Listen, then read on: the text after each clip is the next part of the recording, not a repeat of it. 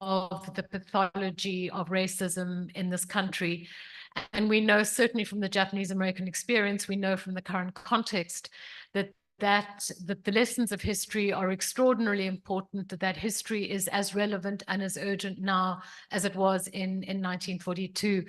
And the last thing that I will say, I want people to note that it's no accident that you are on the site, that the museum was built on the site, because it's exactly here outside our doors on the extension of Central Avenue that Los Angeles Japanese Americans' families were forced to board the buses that would take them onto their incarceration.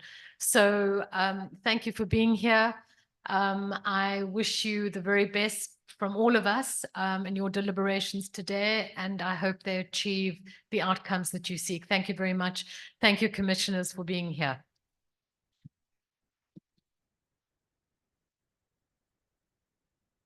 Thank you, Anne, for those words of welcome. For those attending this meeting in person today, we encourage you all to explore the museum and its powerful exhibits while you are here.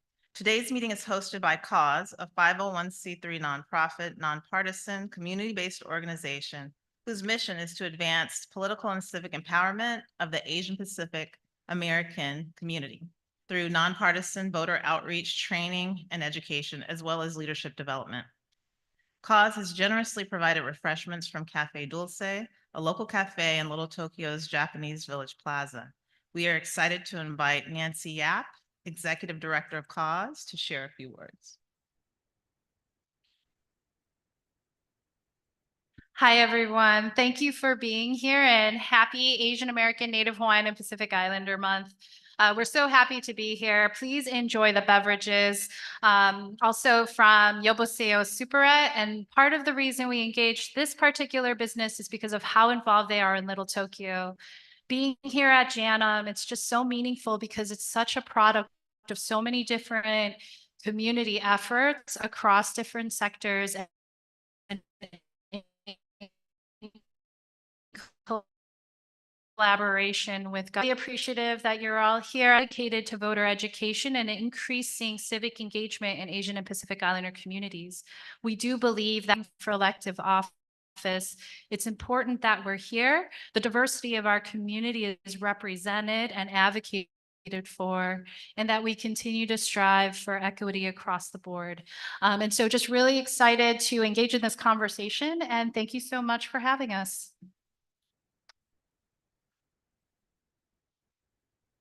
Thank you, Nancy. I'm sure all of it's delicious, but the matcha donut is especially delicious.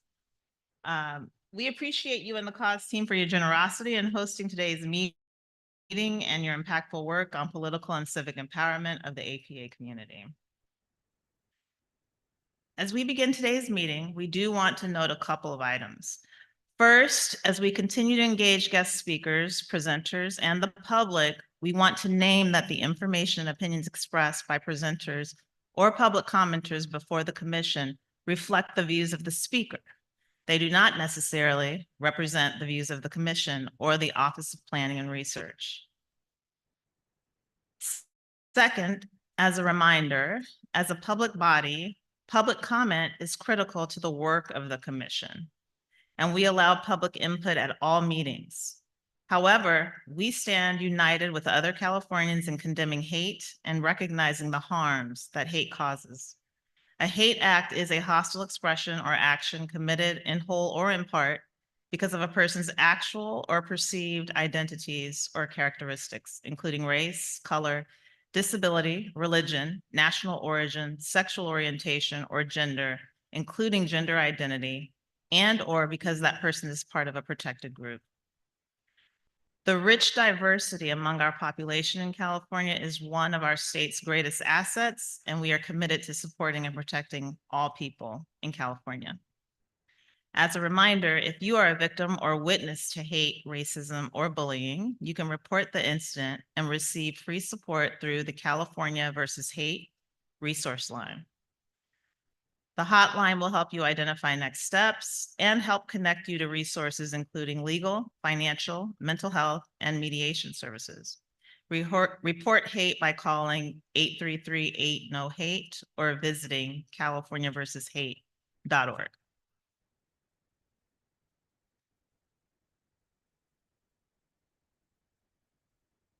The following land acknowledgement has been adapted from the Los Angeles County acknowledgement. We acknowledge with gratitude that the meeting place of the Japanese American National Museum is the traditional territory of the Tongva people of the Gabrielino Tongva tribe. Tongva, a place their nation has called home since time immemorial. The land on which we gather today and its surrounding areas are still home to many indigenous communities, including Tongva, Tataviam, Serrano, Keech, and Chumash tribes. We are grateful for all the indigenous people who continue to care for and remain interconnected with this land. We promise to be conscientious stewards of this land for the future generations and are committed to ensuring inclusion of indigenous people to inform the California Racial Equity Commission.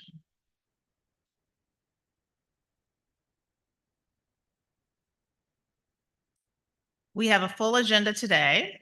We have hard copies of the agenda and other relevant meeting materials available in the room, the back of the room. Materials are also available online at racialequity.opr.ca.gov.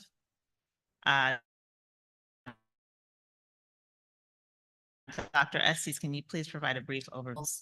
We'll be going over the agenda briefly for those online as well as in the room.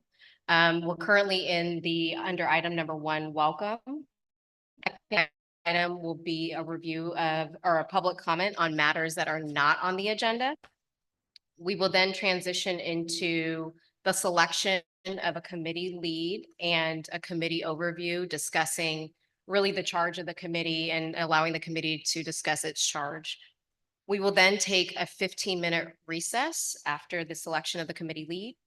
We will then come back and have a wonderful panel on advancing budget equity strategies and really the role that we can learn from local jurisdictions and municipalities on some of the things that may be adaptable statewide. And I'm just extremely excited for the panels that we will have today.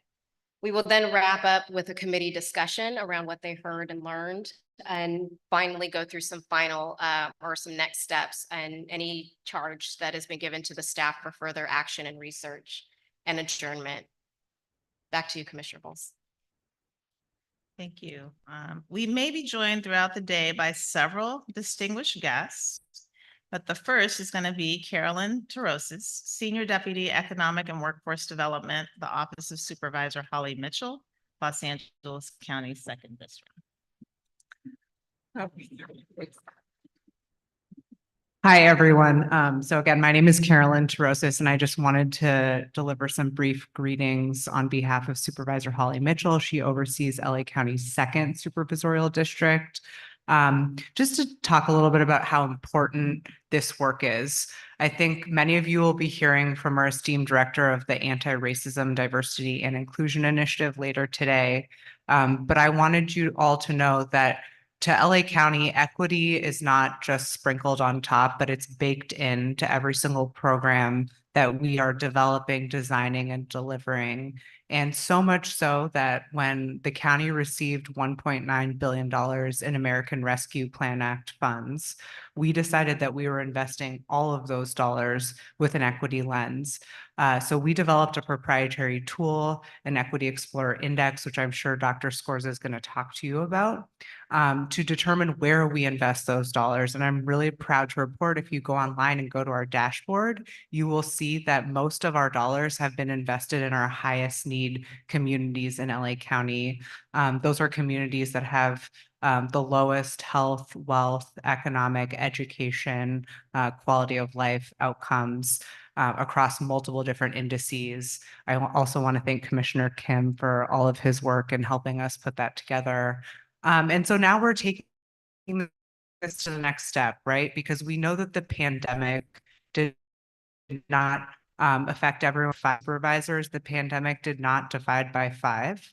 And building back more equitably can't either. So that means that all of our $48 to $49 billion of county investment that we spend every year needs to have an equity lens. And that also means working with our departments to ensure that each of our 39 county departments are attacking this work very intentionally with an equity lens. I'm really proud of the work that the county's done. I'm sure you're going to hear from our supervisors, but happy to be a partner with you all in your work. I think that this work only happens if we work together as government, because we know that white supremacy was very intentional for multiple generations, and we need to be just as intentional about dismantling those systemic inequities that we have that have been designed by government. So happy to be here and happy to be in this work with all of you.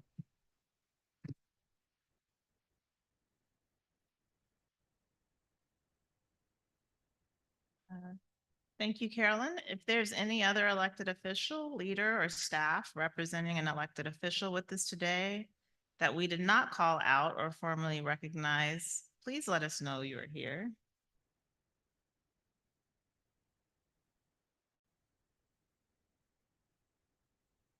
We thank these leaders for making the time to be here today, either themselves or through their staff. We are appreciative of their support at this committee meeting of the Racial Equity Commission.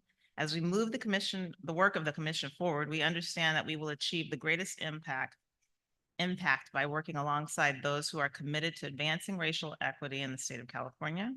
And we are hopeful that we can accomplish this together. And now Augustine Ariola is going to, External Affairs Manager of the Strategic Growth Council, will lead the roll call to establish a quorum and provide an overview of the public comment process. Thank you, Commissioner Bowles. Commissioner Kim. Here. Commissioner Maldonado. Here. Commissioner Onodera. Here. Well, no, she is on. Commissioner Onodera, can you hear us? Yes, I can hear you. Can you hear me? I am also present.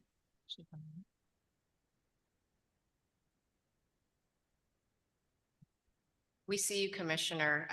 We'll take a check on your audio, but just do want to acknowledge that the commissioner is present. Yes, present. And Commissioner Bowles. Here. Thank you. We have met quorum.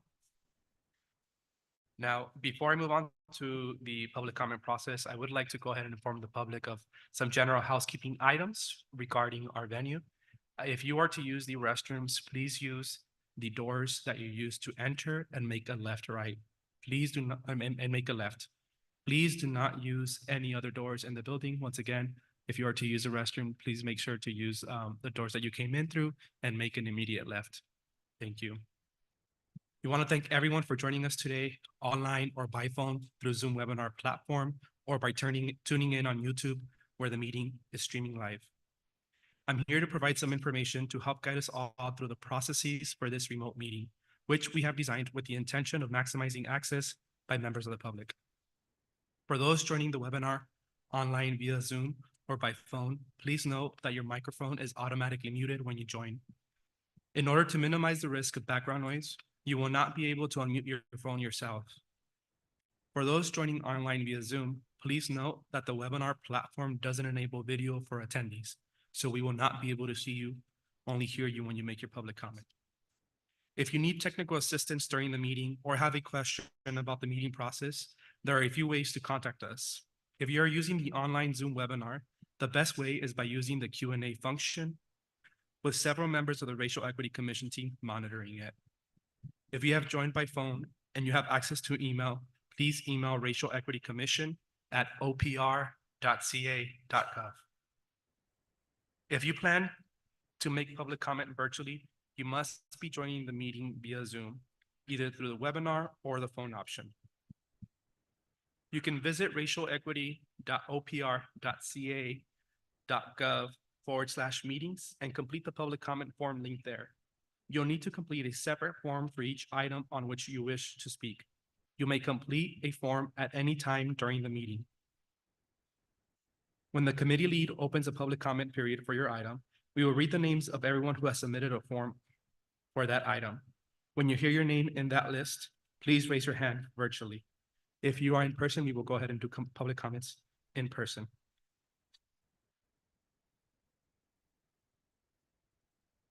Each speaker will have a maximum of 2 minutes to make their remarks. Speakers requiring or using translation services, patient. If you're online, you'll see a timer pop up on your screen. Please monitor that and wrap up your remarks accordingly. For today's meeting, we have a bell. So when you hear the bell, please make sure to finish your sentence. If you are unable to complete the online form, but would like to make a public comment, please email racialequitycommission@opr.ca.gov. Thank you. That concludes the comments. I'll hand it back to you.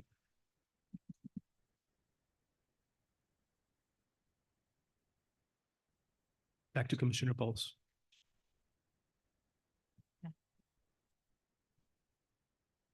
Can we check Commissioner Onodera's audio?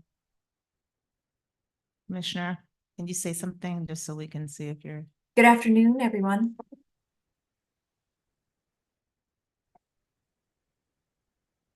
One more time. Good afternoon. Got it. We can hear you. That's great. Great. Okay. Today is the first meeting of the Budget Equity Committee. According to our bylaws amended on March 21st, 2024, the Budget Equity Committee is a standing committee under the Racial Equity Commission. Its charge is to develop recommendations, including best practices and strategies for the analysis of how budget allocations impact communities of color. The committee may present recommendations for action to the full commission at a regular meeting of the commission. As Dr. Estes shared in her overview of the agenda, today's meeting focuses on getting our budget equity work underway. Before we take any public comments on items not on the agenda. Thank you, Commissioner Bowles. We have one in-person public comment for this item and one virtual public comment for this item. I will begin the public comment period by reading the names of everyone who signed up. In person, when you hear your name, please line up by the podium in the order the name was called. I will then call you individually to the podium to speak. For in-person public comment, we have Jackie Guerrero. Jackie Guerrero, can you step up to the podium, please? Apologies, that's virtual. For in-person, we have Citlali Cruz Gomez. Citlali, can you step up to the podium? Thank you. The podium.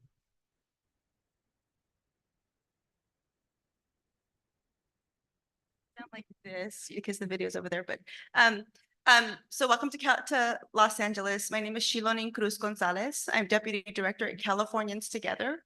We are a statewide coalition that champions multilingual learners and immigrant newcomer students across our educational systems. And I'm just here to speak about the importance of the work that you do in our context. So we do mostly statewide policy advocacy work, and the need to ensure that the state is embedding equity across all its work, especially budgeting, is critical.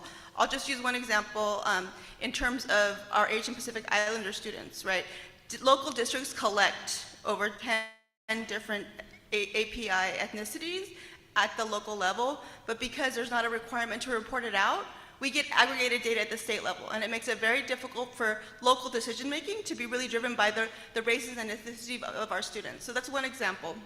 The other thing that I would say is, as someone who served 21 years on a local school board in Azusa Unified, the leadership that the state plays in ensuring that we are budgeting through equity is so important. Most local entities have, especially schools, have local control, right? But the message that they get from the state resonate with their decision-making, and so the work that you do is so critical. So we applaud you for doing this work, we support it, and look ways to hopefully find ways to partner with you in the future. Thank you.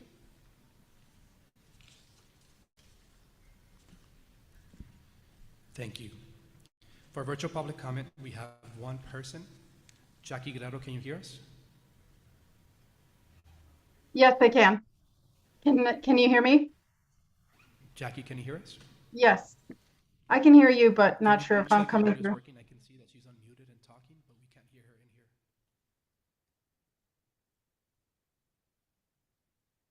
Hello, hello?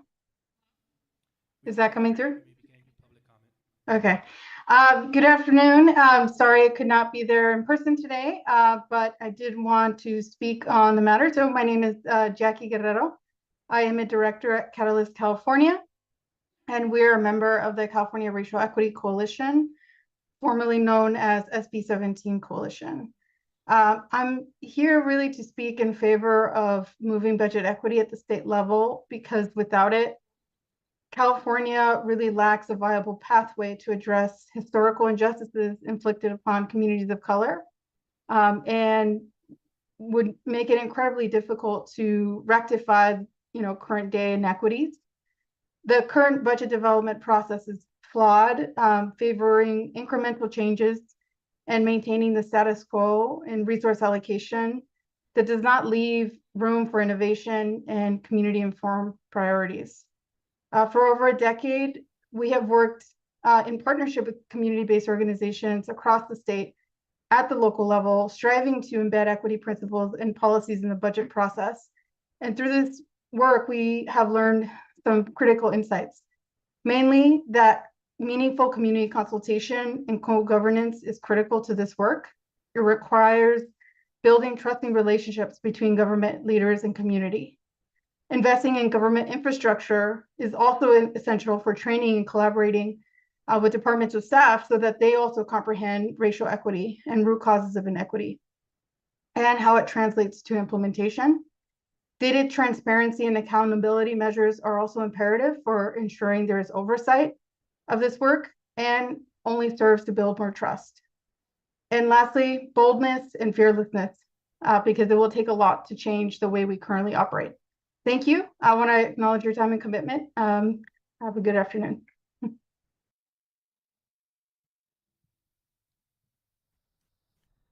Thank you. That concludes public comment for this item. I will now hand it back to you, Commissioner Bowles. Okay, thank you. Now we move to agenda item number 3, selection of committee lead and committee overview. As an order of business, we will now select a committee lead. The Budget Equity Committee lead will be responsible for presiding over Budget Equity Committee meetings and will work closely with Commission staff to develop meeting agendas that advance the work of the committee. Since there is no lead at this time, I will facilitate the nominations and voting process for the committee lead. We will be conducting a roll call vote to facilitate election to the office. Do we have any committee members interested in nominating themselves or another commissioner for this role?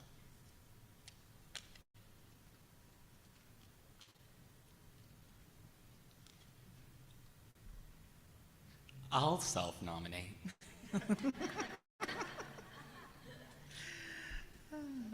Yay, I was hoping for that. I gave you the eye. Did you guys see me? I gave him the look like. Got the eye.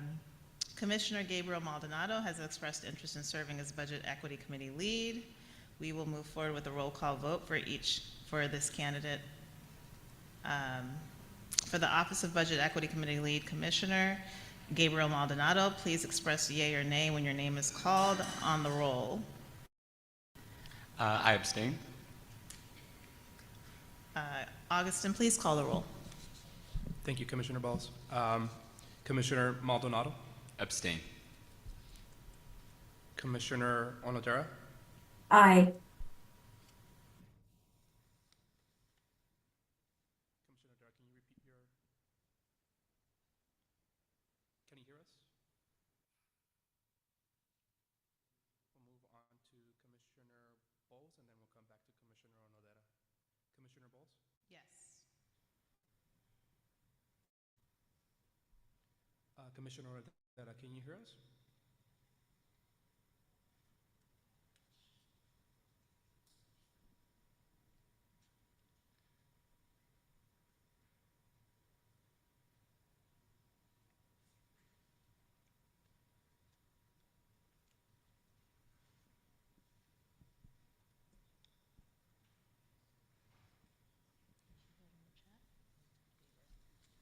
Commissioner Onodera, can you try unmuting yourself so we can hear your yay or nay?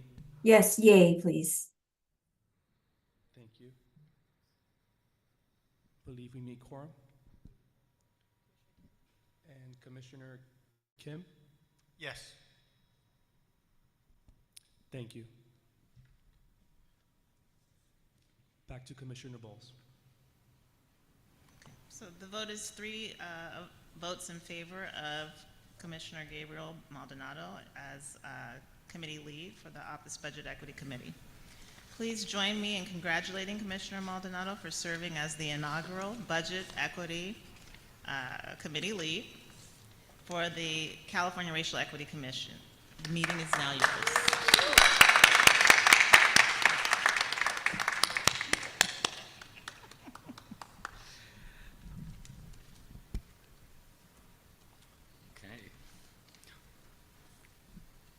Well, thank you, colleagues. I appreciate it. Thank you, committee.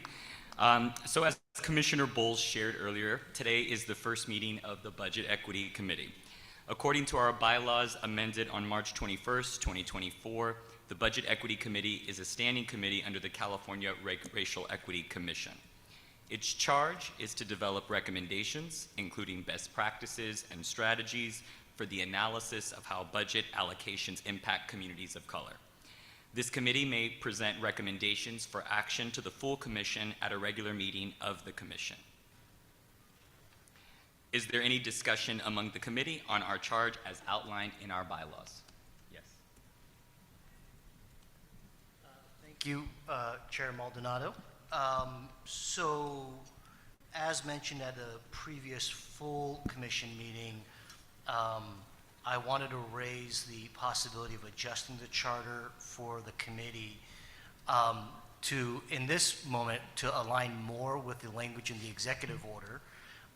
The reason I bring this up is that there's some ambiguity in the way that it's written currently that talks about bringing forth recommendations, but it specifies very clearly only about the analysis of the budget, as opposed to making recommendations proactively in terms of what we can do around racial equity or integrating racial equity into the budgeting process. And so at that meeting of the full commission, I was asked to consider some language. And all I'm asking at this point for us to consider is to integrate language from the executive order around the framework and what should be included in the framework into this specific committee. So the language that I'm offering is develop recommendations, including best practices and strategies for the analysis of how budget allocation benefit or burden communities of color is the existing language. I'm recommending that we also add from there and strategies to advance budget equity and address structural racism in budgeting, period, and then the remainder of the language as is. So that's the language I would propose to add. Comments from other commissioners?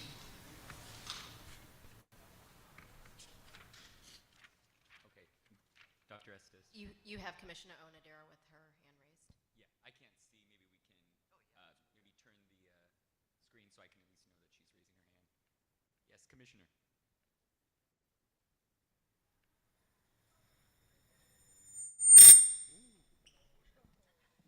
Okay.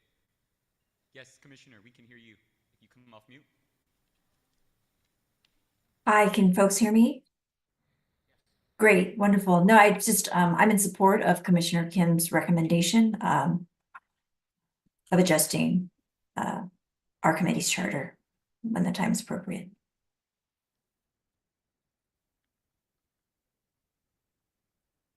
Thank you, Commissioner. Commissioner Bowles, any comments? Also agree. Okay. Dr. Estes. Dr. Estes, any guidance from staff? No, none at all. Commissioner Kim, if you could just hand us the language, we'll take that and have it prepared for consideration for the full commission. Will do. Okay, thank you. So we will now take any public comments related to agenda item number 3, selection of the committee lead and committee overview. Public comments.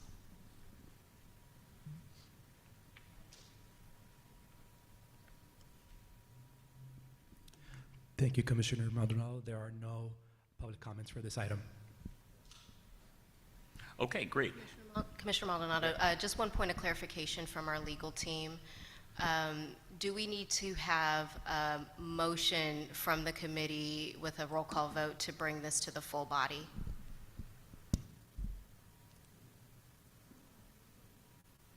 If you'd like to make direction, if you're directing staff to put this together, then yes. Otherwise, this can be held for consideration at the next meeting of the entire commission. Great. Commissioner Kim, would you like to have this made as a directive to the? I would. I'd like to commission? move for a vote for this committee as a directive to the staff to bring to the full commission adjustment to the charter language for this committee. I could read it now or as stated before.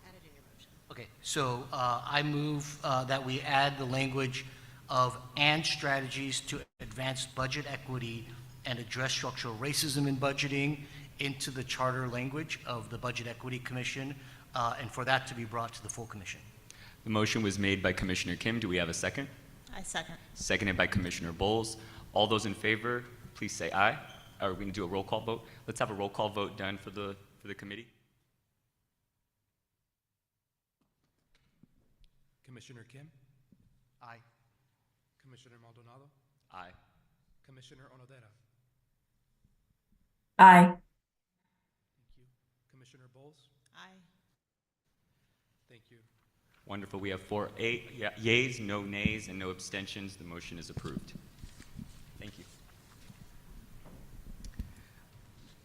Okay, so at this time, I believe we will take a 15-minute recess, and we're going to be able to return at 2:30. No. This is We'll take a 15-minute 15-minute recess. And My somebody script do, is off. Yeah, it's somebody okay. do the math. It's okay. Yeah. I was like 2:30. We'll come back in 15 minutes 15 and we'll have it minutes. placed on the screen. We'll set a timer and we'll reconvene at that moment. Thank you all. Thank you.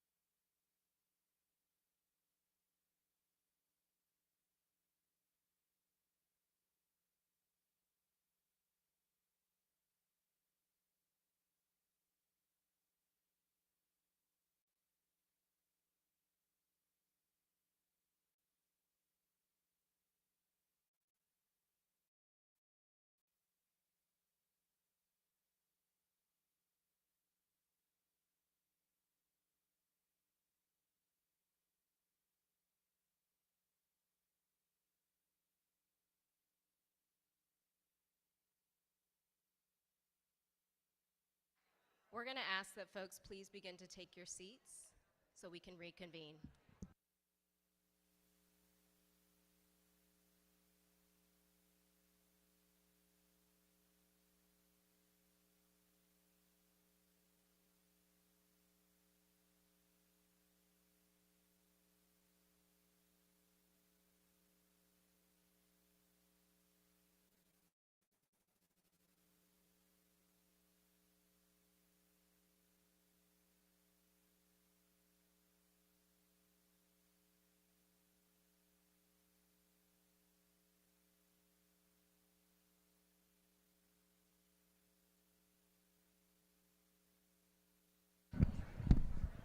If you could please take your seats. So as soon as we do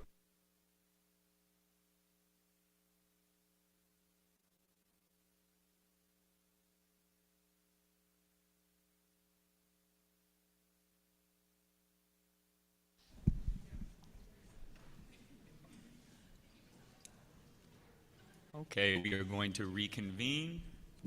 Everyone here? All right, so first, we're excited to have County Supervisor Solis from District 1, who's going to come up and give us some words, and then commissioners, hopefully we can take a photo together briefly.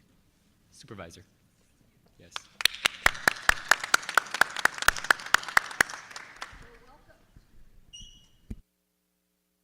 Welcome to the First District, to the commissioners and to the audience and everyone here. And I especially want to give a shout out to our Governor Gavin Newsom for making this possible. And I hear that you've been going to different parts of the state already and you have more visits to undertake. And I'm glad that this is happening.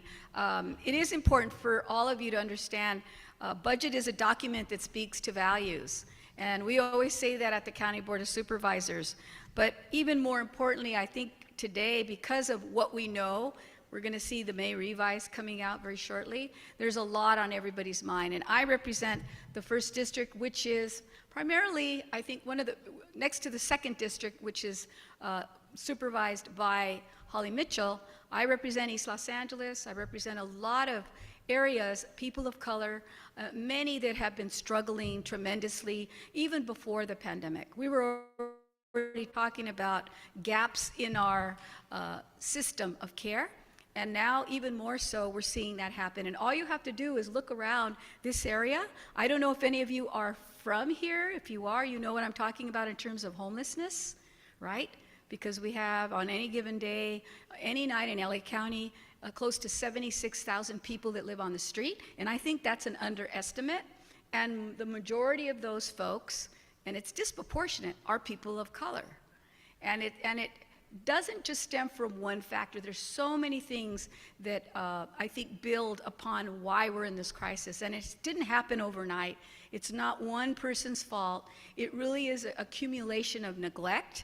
And I think perhaps us losing sight of what's in front of us and how you really keep families together, how you really help to restore justice in those communities, how you really create equity for families and people and young people, people of different walks of life, LGBTQ+, Latinos, immigrants, people from all over the AAPI community. We happen to be, I think, in a very sacred place here, the Japanese American National Museum, which is really appropriate in terms of, in my opinion, what's going on around the world. Because if any population has suffered during those times in our history, we know it was the Japanese American community. And that's something that is a part of who we are. It's part of our history, but it's also, I think, an opportunity to lift up voices and space and make sure that all groups, whether you feel that you are left out, you're not being spoken to, or you're being discriminated against, and it could be institutional racism. Let's talk about that. Maybe that's something that we have. That's why budgets are very important. Budgets are very important because you can make structural changes in those budgets and prioritize the things that really people care about. And for me, in the last few years, I want to say, in our budget cycles, it's been about making sure that we have a more inclusive discussion. And later you're going to hear from Dr. Skorzai, who's here, who runs what we call our Anti-Racism Diversity Inclusive Initiative, and he's sitting right here. You're going to hear from him. Give him a round of applause because he's been busy doing a lot of work. And I know Supervisor Mitchell's office is here too, and we have, of course, my staff. But what's really important, I think, for us to kind of focus on is how do you impact changes in the budget process? And this is part of that process. So making your voices heard, but also not just leaving it to one occasion like this, but making more things happen on a meaningful way by creating relationships. And it isn't just with one of your friends or your groups, it's really networking. Networking in a way that brings in other ideas and people of different historic backgrounds that have been underrepresented. And I will just tell you personally, speaking from my perspective, I have had the ability to get key legislation through when I was a member of Congress, but also in the state Senate on environmental justice, because I coalesced with the enviros from the West Side. I coalesced with poor people in San Gabriel Valley. I coalesced with people of African American descent, members who had also faced discrimination in their community, and bringing those thought processes together, weaving them through. And now I think there's more opportunity for us to do even more of that. So I think part of it is deciding what those priorities are, because we have many, whether it's young children, the lack of childcare, the lack of welfare, real welfare reform. What is welfare reform anyway? What is that? What does that really mean? Does it mean cutting off more assistance for women who are trying to get childcare, can't get it, and yet are supposed to work? And at the same time, don't have mentoring programs. What about our youth that are incarcerated in our probation camps right now? And they're fewer. If you understand what's happened, that population has shrunk. It has. But nonetheless, their challenges are much more severe. And we're not really taking the cloak off and really looking to understand what's making that happen. And part of it is because we have not decided to put resources in the family in terms of prevention. And I don't mean a regular family, because some of these kids may not have a regular family, but the support systems that go in to help pay for guardianship, to help pay for better foster care, to help not just put kids in group homes, and making sure that group homes are really regulated in the right way, and you have the appropriate professional staff that are running those organizations, because we're finding right now that that is a big issue. The other thing I think that's really important for us to understand is we need to be looking at growing more people to get into different fields, and people who have lived experience should be thought of. People should be given second chances, but also thinking about the more humanistic side. So social services, years ago we said, oh, don't do that because you're not going to find a job. You got to go in science, technology. Fine, but guess what? You don't have to have a 4-year degree to have a good lifestyle, and a good lifestyle that rewards you, that doesn't denigrate you, and that helps you give back because you're recovering and recuperating because maybe you went through some trauma. I've been able to see so many of these things be dispelled now at the county. I mean, I used to be up here, the Congress and the Senate, but and you can pass laws sometimes, but the implementation is really where it's at. So I give a lot of thought to what I'm doing now and how fast we can get things prioritized, even in our own county budget. Next week, we're going to be talking about priorities and hearing from the public. And that's the most important thing that we can do. What have we done wrong? What do we need to fix? And sometimes it means getting involved actively, and all of you know that. You're activists, you're advocates.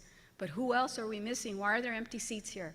Why are we not getting more young people and people that need to hear this voice and lifting them up and saying, come on, enter into the space. We're all here. We're all thinking. We have different agendas, but we can meld them together. One thing I'm really very, very fixated on is immigration, and have been through my efforts, and I'm the only Latina, which big deal, okay, but I'm there. And I care about immigration issues because I am first generation. I saw what my parents had to go through and struggle. But now I see different immigrant groups that are struggling also equally from other parts of the world who have come up now, migrated here from Venezuela, South America, from Haiti, from Middle East countries, and are struggling and have the same experiences that some of our own families went through. We're no different, but we have to change the system, and we have to provide support systems for them, but also their children, because many of them are having children that are born here, U.S. citizens, and they don't understand that there's an opportunity for them to also take part and be a part of this process, not just work your bones off, but also have a meaningful life and show that the respect and dignity to each other and family members. I really miss those conversations, I'll be honest with you, because I was very heavily involved in the Congress on that. And even while I was Secretary of Labor, working a lot to see that we could provide better opportunities, work opportunities, safe jobs for immigrants and people who work. Dignity isn't just what you receive in pay, it's the caliber of the job, it's livable wages, it's good housing, it's good security. And I don't mean it always has to be someone wearing a badge. I mean that you can have people working with you and helping and understanding culturally what's needed in our communities. And so I have spent my time working on creating an Office of Immigrant Affairs. Lo and behold, you would never think the county just barely did this. Yeah, it's crazy. Should have happened a long time ago.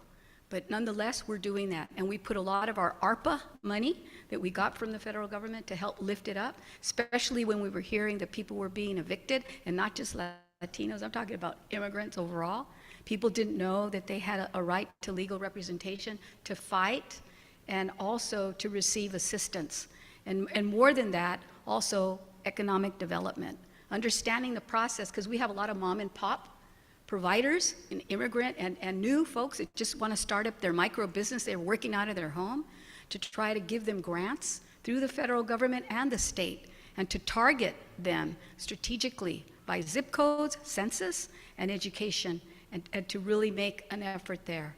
Digital divide. How many of you heard stories and stories and stories about the lack during COVID of our young kids having to put their education on hold because they had to do distance learning and they had to share the one tablet that was given to them by one school? One school district gave one tablet to one family. In East LA, there's over 300,000 kids that don't have access to the internet right now, and it's probably a lot larger than that. And we're hearing their money's going to be cut for that. Why? Why now? We can say, why not, and change that if people get together and work hard on these issues. So I'm just hopeful that you all will have good discussions. I'd invite you to come out to East Los Angeles when you're back in town, because I think you're going to hear a lot. And not just East LA, but the San Gabriel Valley, which now is made up of 25% AAPI community. And there's the myth about the AAPI community as well. There are a lot of people who are struggling in that particular population. And they speak many different languages. I can't even begin to tell you how important language access is, because if people can't communicate with their government and the government can't communicate with them, then there's your problem. And I saw that right away.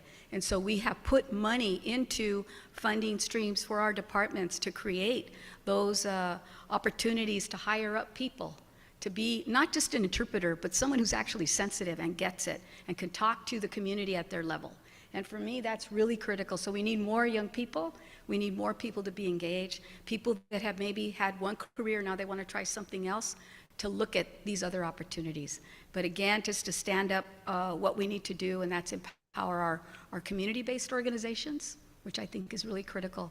And then working with us and with the state government, because I've seen some really profound things happen during this current administration in Washington, but also with the governor. I've seen some provocative things happen. We have big issues, environmental justice, Exide, killing people, big factory, spewing lead for I don't know how many years, and unpermitted and allowed to do that, and wrecking lives and havoc.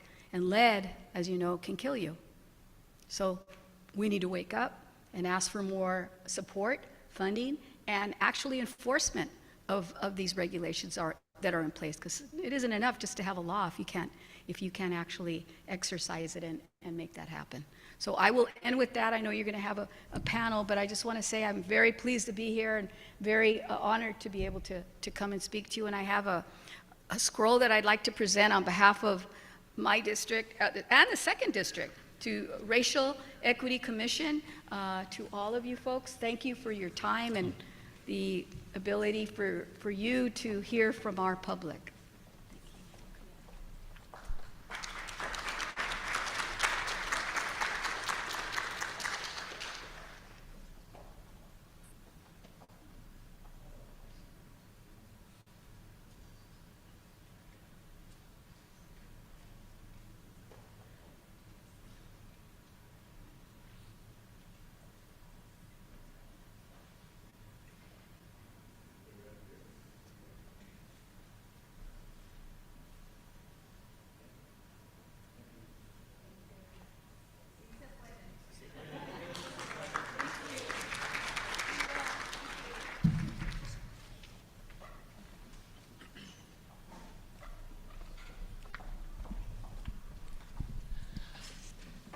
I really want to thank the supervisor again. That was a very clear and coherent framework for what this committee is about, and it was also an inspirational call to action for us, so I appreciate those words. We're going to keep going. We are excited to host today's panel discussion on advancing budget equity strategies in Los Angeles, followed by a discussion among the committee. Moderated by Dr. Estes, today's panel is an opportunity to learn from the different efforts to advance racial equity through budget decisions and allocations. We are joined today by an amazing group of panelists to share their work and experiences. So as I call your name, if you could please go ahead and come on up. Skyla Fuentes, the youth leader from Inner City Struggle. Come on, let's give a round of applause for our participants. Dr. D'Artagnan Scorza, Executive Director of Racial Equity, Los Angeles County. Kim Desmond, Chief of Race and Equity for City of San Diego. And Maria Barakat, Program Manager for Transformative Racial Equity at the Green Lining Institute. Dr. Estes. Thank you, Commissioner Maldonado, and we're getting you a couple of mics. Give us just a moment, and while we are placing the mics with our esteemed panelists, you know, it's really interesting. When we were planning the timing of this committee meeting, we really recognized and saw the importance of budget equity and how we allocate resources, as Supervisor Solis discussed. And the allocation of resources really does require a delicate balance of using data, especially data that is understanding the lived experience of the communities that we serve, as well as community wisdom to inform those decisions and provide direction to elected officials and other individuals that help develop programs and initiatives. The state and many municipalities throughout, like Los Angeles and San Diego, have taken action to embed equity within the budget process. This is our opportunity for the commission to learn and really gather some of those takeaways. And this panel is really set up to inform the commission and the committee on the direction in developing that framework as it advances equity in budget practices.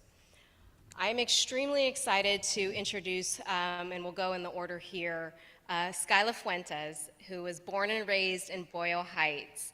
Skyla recently graduated from high school last year with the class of 2023 from Menendez High School and is currently a freshman at UC Irvine and is about to finish up her freshman year. This is a freshman.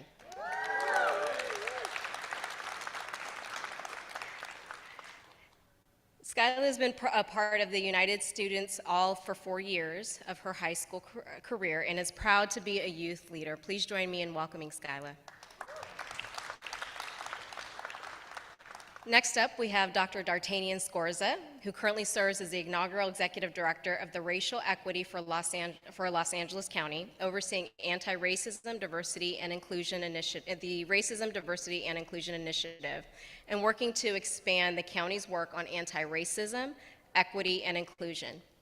In previous positions, he worked to launch programs that help youth of color become social justice leaders and college graduates, passed policies that prioritize $160 million for student services across UC campuses, and secured $350 million to support school construction for K through 12 schools. Dr. Scorza, thank you for joining us today. Next, we have Kim Desmond, the Chief of Race and Equity for the City of San Diego, leading the Office of Race and Equity. Kim has an extensive background operationalizing racial equity into local government programs, budget allocations, and policies through building equitable outcomes with a targeted focus on eliminating systemic racism. Welcome, Kim. And last but not least, we have Maria Barakat, who is the current program manager for Transformative Racial Equity at the Green Lining Institute. Maria formally conducted a comprehensive study of government racial equity frameworks and tools in partnership with the Office of Planning and Research, Strategic Growth Council, and the Department of Finance in her role with the State of Equity at the Public Health Institute. Welcome, Maria. So, Dr. Scorza, we're going to kick this off with you. Can you tell us a little bit about the context of how the county determined that it needed to allocate the American Rescue Plan Act funds using an equity framework? Yes, so first of all, thank you so much for having me here, and it's a pleasure to be here with each and every single one of you, commissioners, members of the public, and my fellow panelists. So I thank you for that question. Following the passage of the American Rescue Plan Act in March of 2021, LA County itself received almost $2 billion in federal funding. And in receiving those dollars, had a priority wanted to prioritize equity in the distribution of those resources. So our board took action with a motion sponsored by Supervisor Mitchell and her colleagues on the board to ensure that those dollars themselves were going to be distributed in ways that met the needs of those who are most affected by the pandemic. In partnership with another community-based organizations reached out to the county and said, hey, we want to make sure that the essential workers, that are older adults, that the folk in community who have higher comorbidities receive a significant portion of these funds, and wanted to make sure that those dollars were prioritized to address the unique needs of immigrants, small businesses, justice-involved individuals, people experiencing homelessness, and the like. And as a result, the board adopted a motion in partnership with the Coalition for Equitable ARPA Implementation, which was comprised of about 20 community-based organizations led by Catalyst California and others, who worked with my office to develop an index and a formula to allocate those dollars to those who are most in need. That essentially put 40% of the funds in the highest quintile, so that's basically the highest need communities, 35% of those funds in the next, category, which was high need, 20% in moderate, 3% in lowest, and 2% in low. And the idea was that my shop had to work with departments to make sure that they use those funds according to that formula to the best of their ability, and that they met the needs of those who are most impacted by the pandemic. The other thing I think is really important to note is that going through the budget process, obviously as a county government, statutory authority for setting the budget rests with our chief executive office, or in other county governments, the chief administrative office. It's important to follow, what the requirements were under law, right? And in doing so, we developed a methodology to not only help our departments carry out their programmatic obligations and responsibilities, but to make sure that they applied that funding formula and a set of equity principles in a way that is consistent with what ARP expected, as well as what the board wanted to see happen.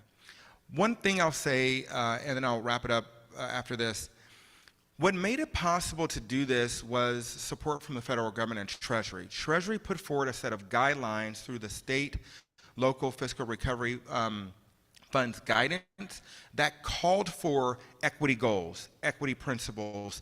It required that in the submission of the programs who are receiving funds, we call them program designs, but in submission of their plans for spending the funds, they had to talk about how they were going to get those dollars to the communities most in need. They had to set objectives. They had to set, I'm coming from the nonprofit sector, I can tell you, whenever philanthropy gives us funds, right, or we apply for those funds, we got to set goals, we got to set objectives, we got to, do evaluations. Well, all of our departments had to do the same thing. And so my shop was able to work very closely with those departments to make sure that they followed a process, and then we got to review what they submitted before it got approved to be spent.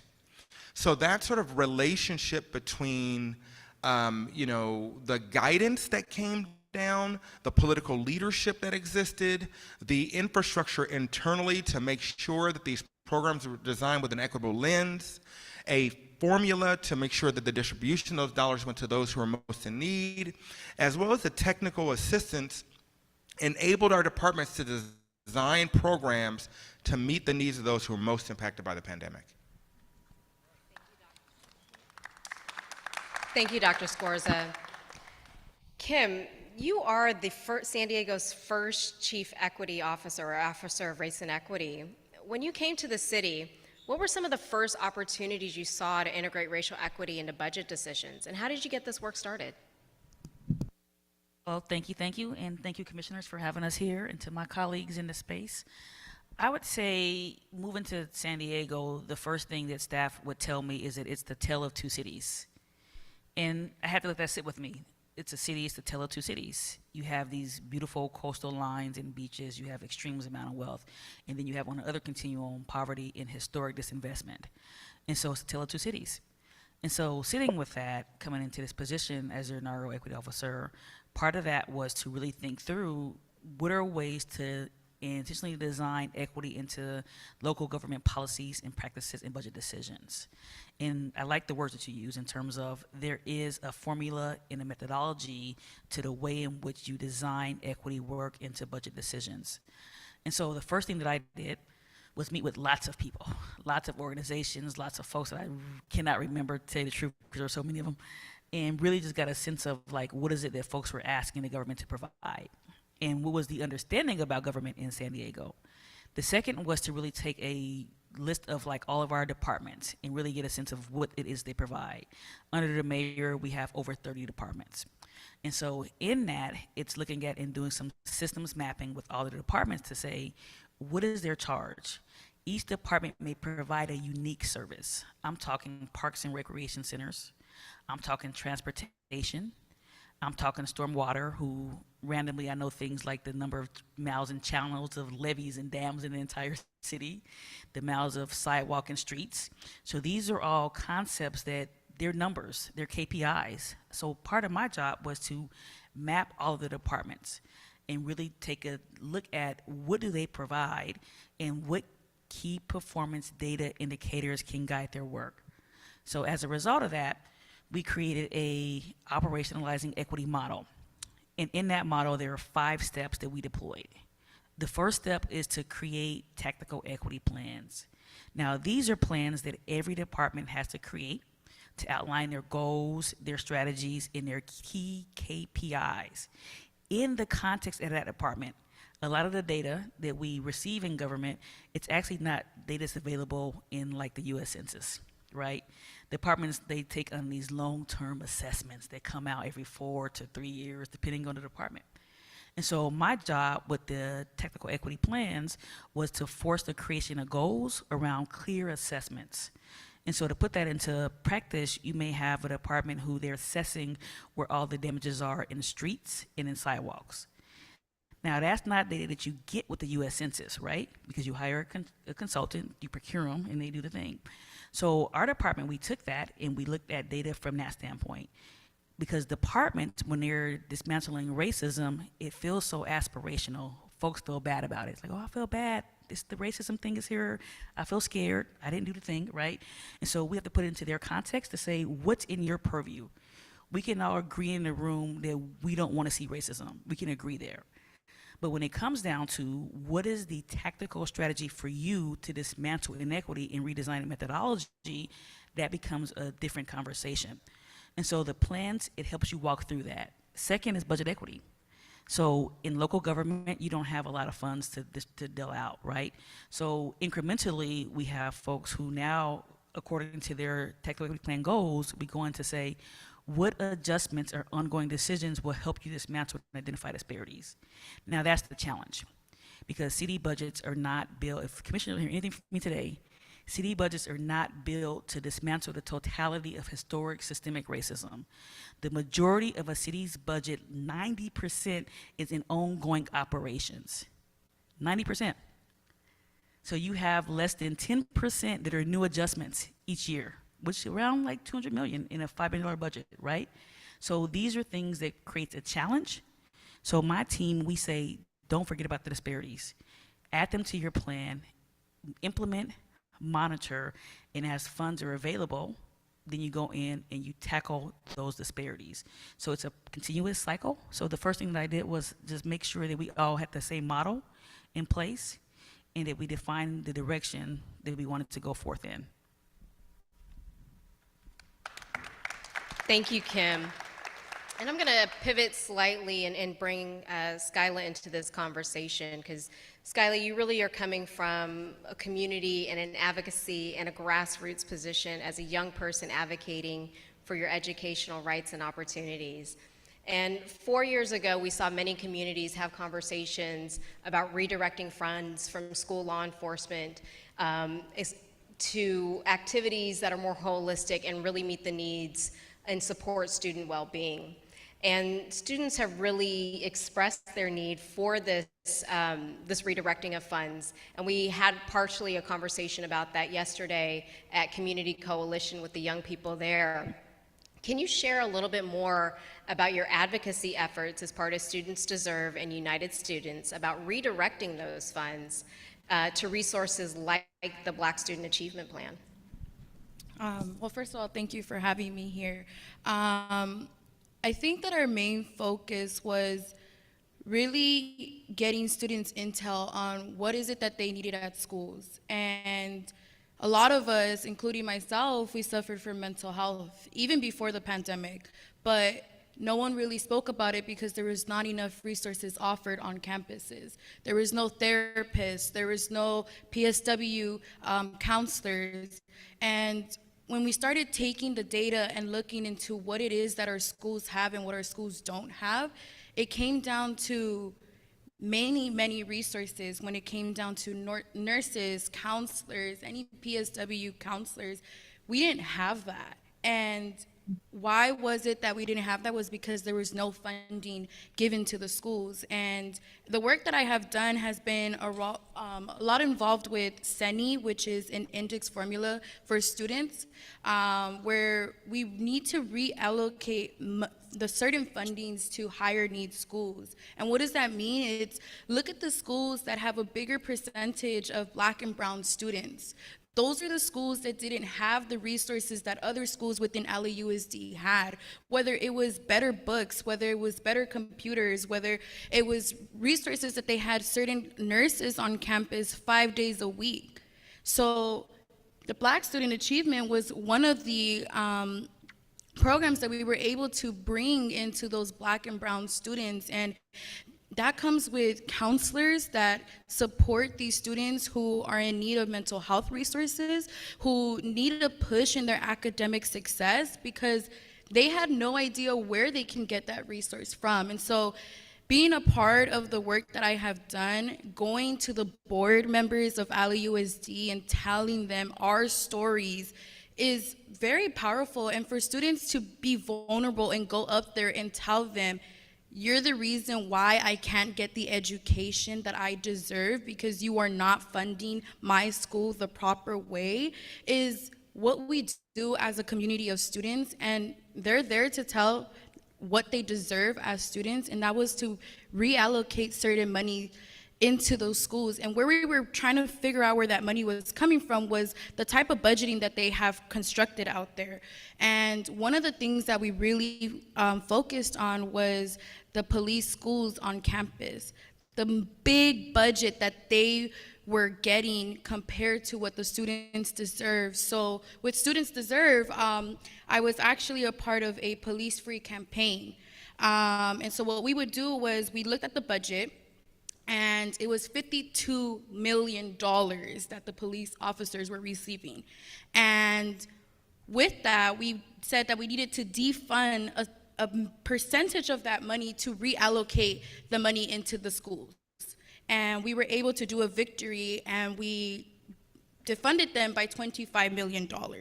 And those $25 million went into BSAP, which is the Black Student Achievement Program, and to bring in more counselors and better resources for students and their mental health. And that was one of the biggest things that, as a student in high school, being able to achieve that and show to students like your voice does matter, go out there, whether it's standing there on the sidelines, whether it's you speaking in front of board members, your voice as a student does matter, and it does make change, no matter how little or how big it is. So, yeah.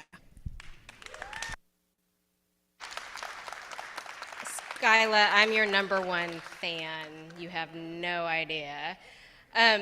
You know, and a couple of themes that we've heard just in these last few comments, you know, the importance of data and grounding yourself within data, but also engaging community and talking to the community, the folks that are directly impacted by budget decisions. I mean, I think that's come out in every single comment that we've had thus far. And Maria, turning to you, you know, you've spent quite a bit of time over the last few years looking at opportunities to embed equity within state government. And given our discussion so far, And this is kind of getting more to the best practices that we're already hearing come from our panelists. What are the best practices that you've seen maybe in other states or in other jurisdictions to advance budget equity? Thank you so much. And thank you for having me. I'm so happy to be here. So yeah, as I've studied, dozens of jurisdictions, small and large cities, counties, and states, I've seen a lot of the variation and experimentation of work in this area that support the successful and effective transformation in government to make government a generator of fairness and equity. And we know that how an equity determines its budget is a reflection of its values and priorities. So how can we, analyze the budget process to find the correct intervention points and make those changes? And budget tools are one of the most common ways that people are doing that around the country, operationalizing racial equity in government.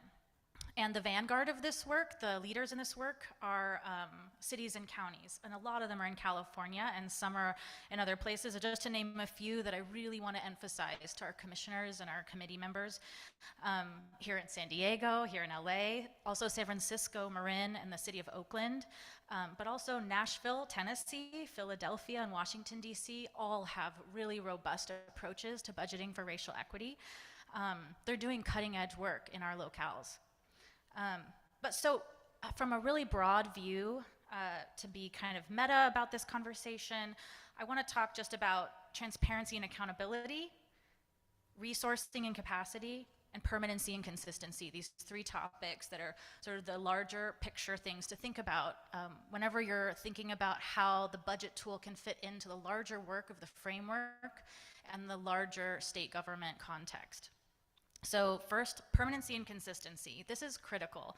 So much of what's being done around equity, even in California, is done on pilot basis, ad hoc basis, voluntary bases, right? So even with the executive order that created this commission, there's still a lot of ambiguity in language and directives. And what I know from my experience working with state agencies, working with staff around the state, is that there needs to be a central racial equity entity, a government body that has the authority and access to offices and departments and agencies. This body has to have enough capacity to really develop the comprehensive and holistic approaches necessary for this work.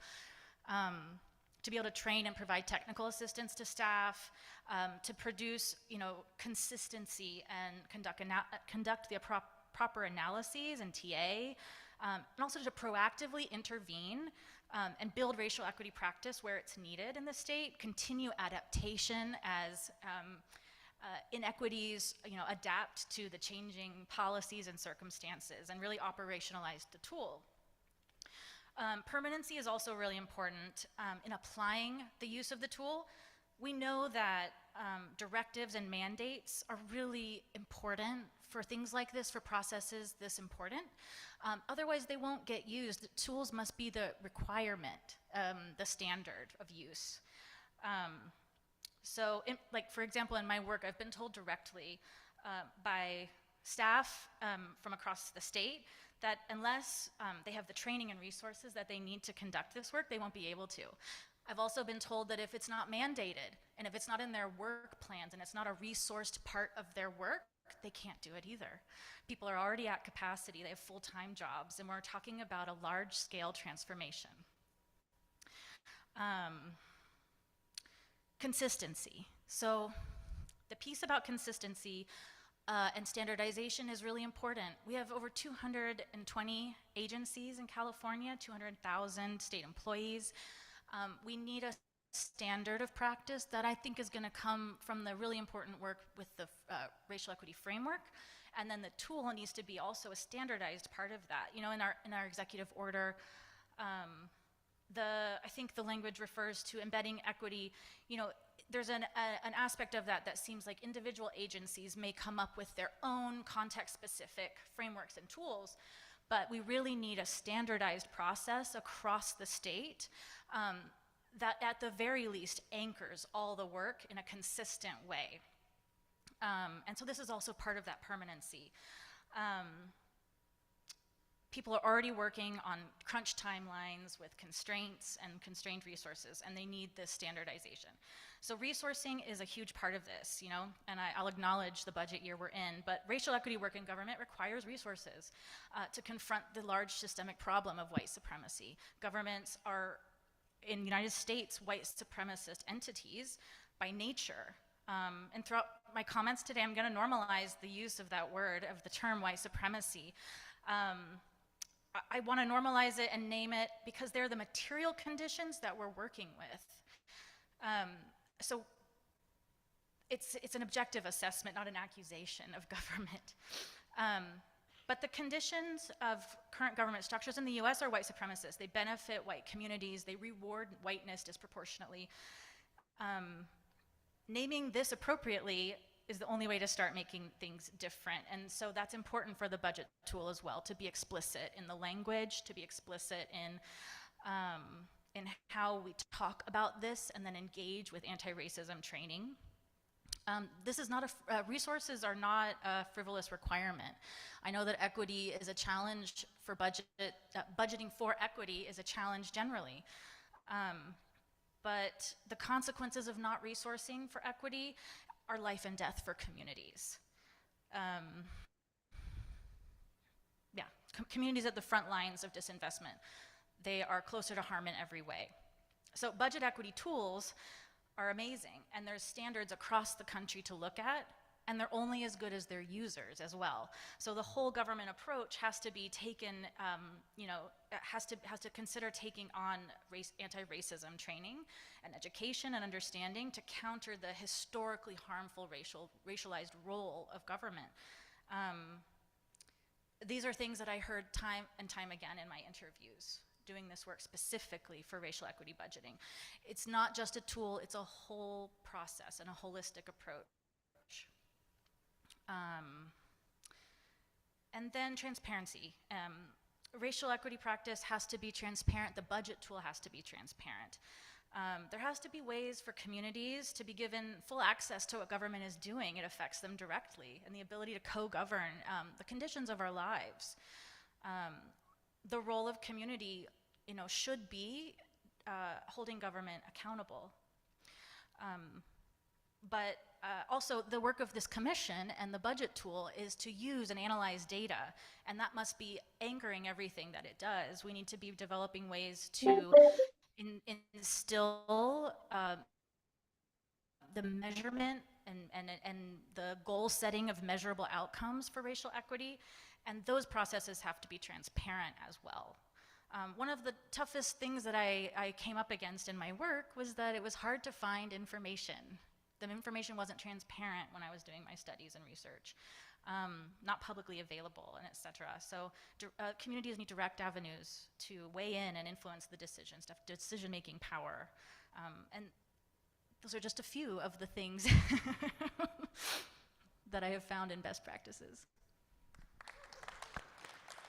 Thank you, Maria. It's one thing that you shared was, and that I've really picked up, is this work doesn't necessarily start with a framework. It doesn't necessarily, or start and stop with a framework. It doesn't start and stop with training or the implementation of a tool or methodology, but rather this is a journey that many governmental bodies need to be kind of part of and move through, and people will start in different places as they move this work along, but you have to start somewhere. And that actually brings me back to Kim and Dr. Scorza. How did you go from budget equity and I hate calling it a concept, but just the idea of we've got to find a way to embed equity into our budget processes to actually an effective practice? And then were there any lessons learned during that process of moving from the idea or conception to implementation and action?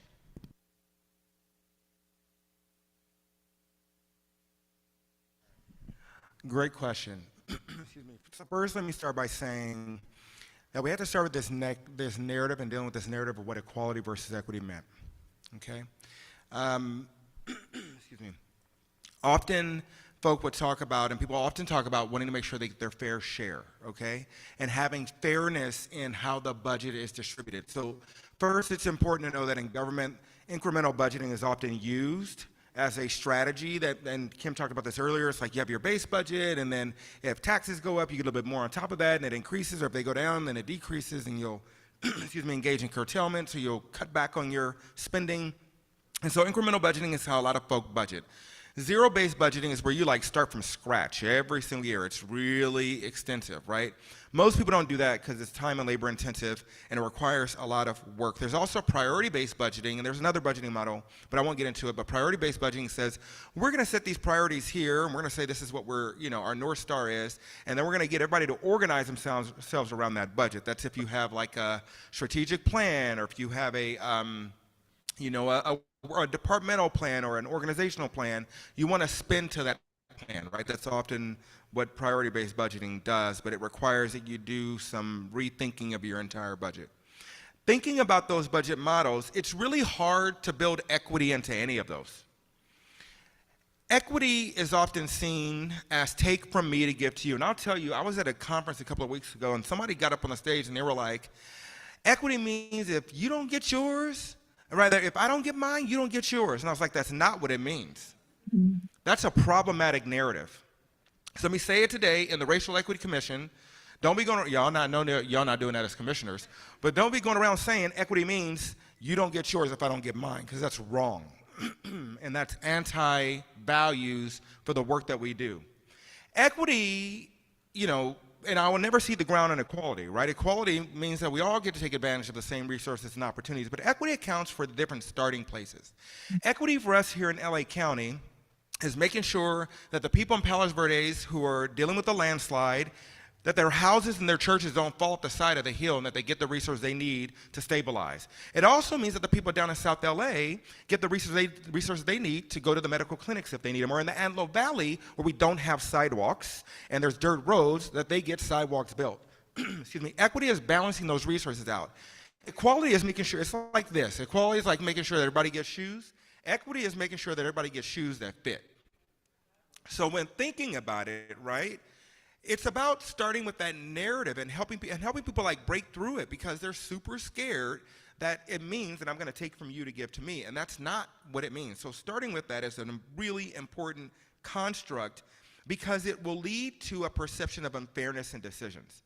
So in the work that we've done within the county, we had to make sure that our departments, and this is not always perfect, but that in their approach to this work, that they looked at our funding formulas, that they looked at the work that we were doing as the floor, not the ceiling.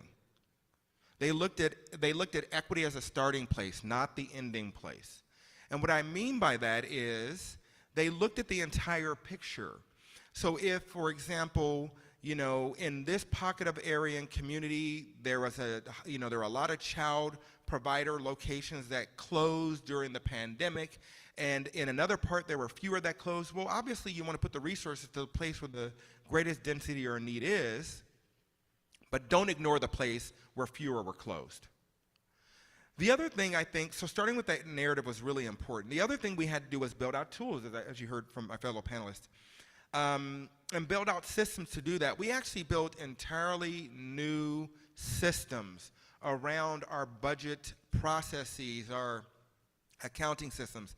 Being in the nonprofit sector as a founder and executive director, I had to build chart of accounts from the very beginning process. Those of you who have been in business or have been in government, you probably know, these codes to manage your tracking of your budget. Well, when we're talking about equitable budgeting, often those systems that were designed 20, 30 years ago are still in place now, and they don't account for what it means to track money according to an outcome, or to track money or resources according to a goal. That's not built into our accounting systems or our budget proposal systems or our evaluation systems. So we had to build completely new systems to do that work, and to get those existing systems to talk to each other. That means building out APIs, right? These electronic interfaces that allow systems to talk to each other. Building up a data lake, meaning the system got aggregated and put into another system that then allowed us to extract that data. There are processes that act, mechanical processes that go into actually building out equitable budgeting, and simultaneously not just doing it internally, but also creating spaces for community members to inform and help to shape what the proposals are. So we had to make sure that our departments, talked about how are you working with folk in community. They went out and they had to have either a board report, or they had to have an analysis or community engagement strategy or community engagement plan.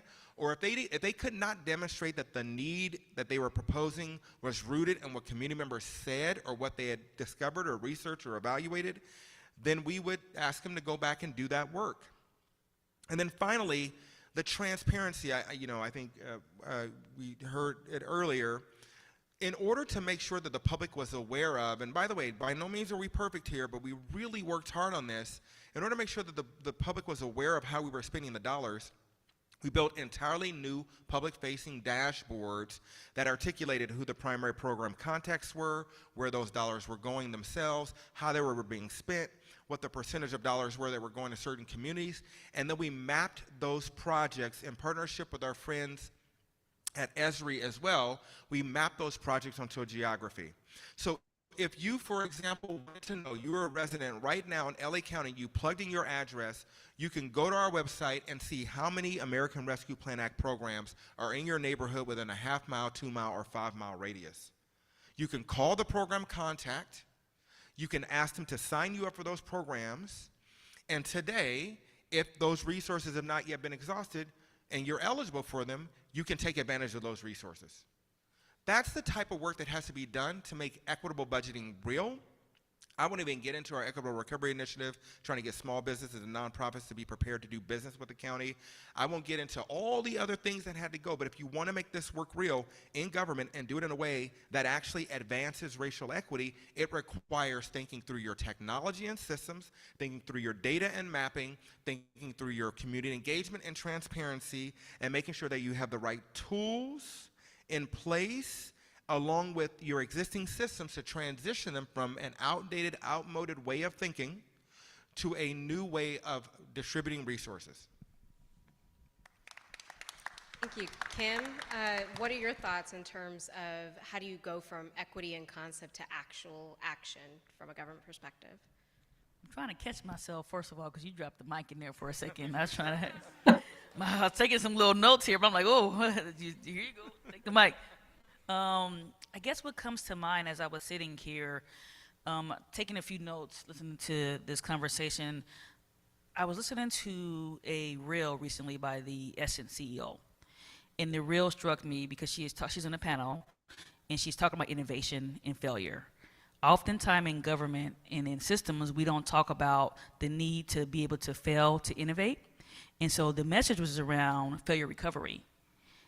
Allow yourself to fail, but decrease your failure recovery. And so I guess my thoughts are around that in terms of government and innovation, in that we know that these systems were designed intentionally to be structurally, institutionally racist.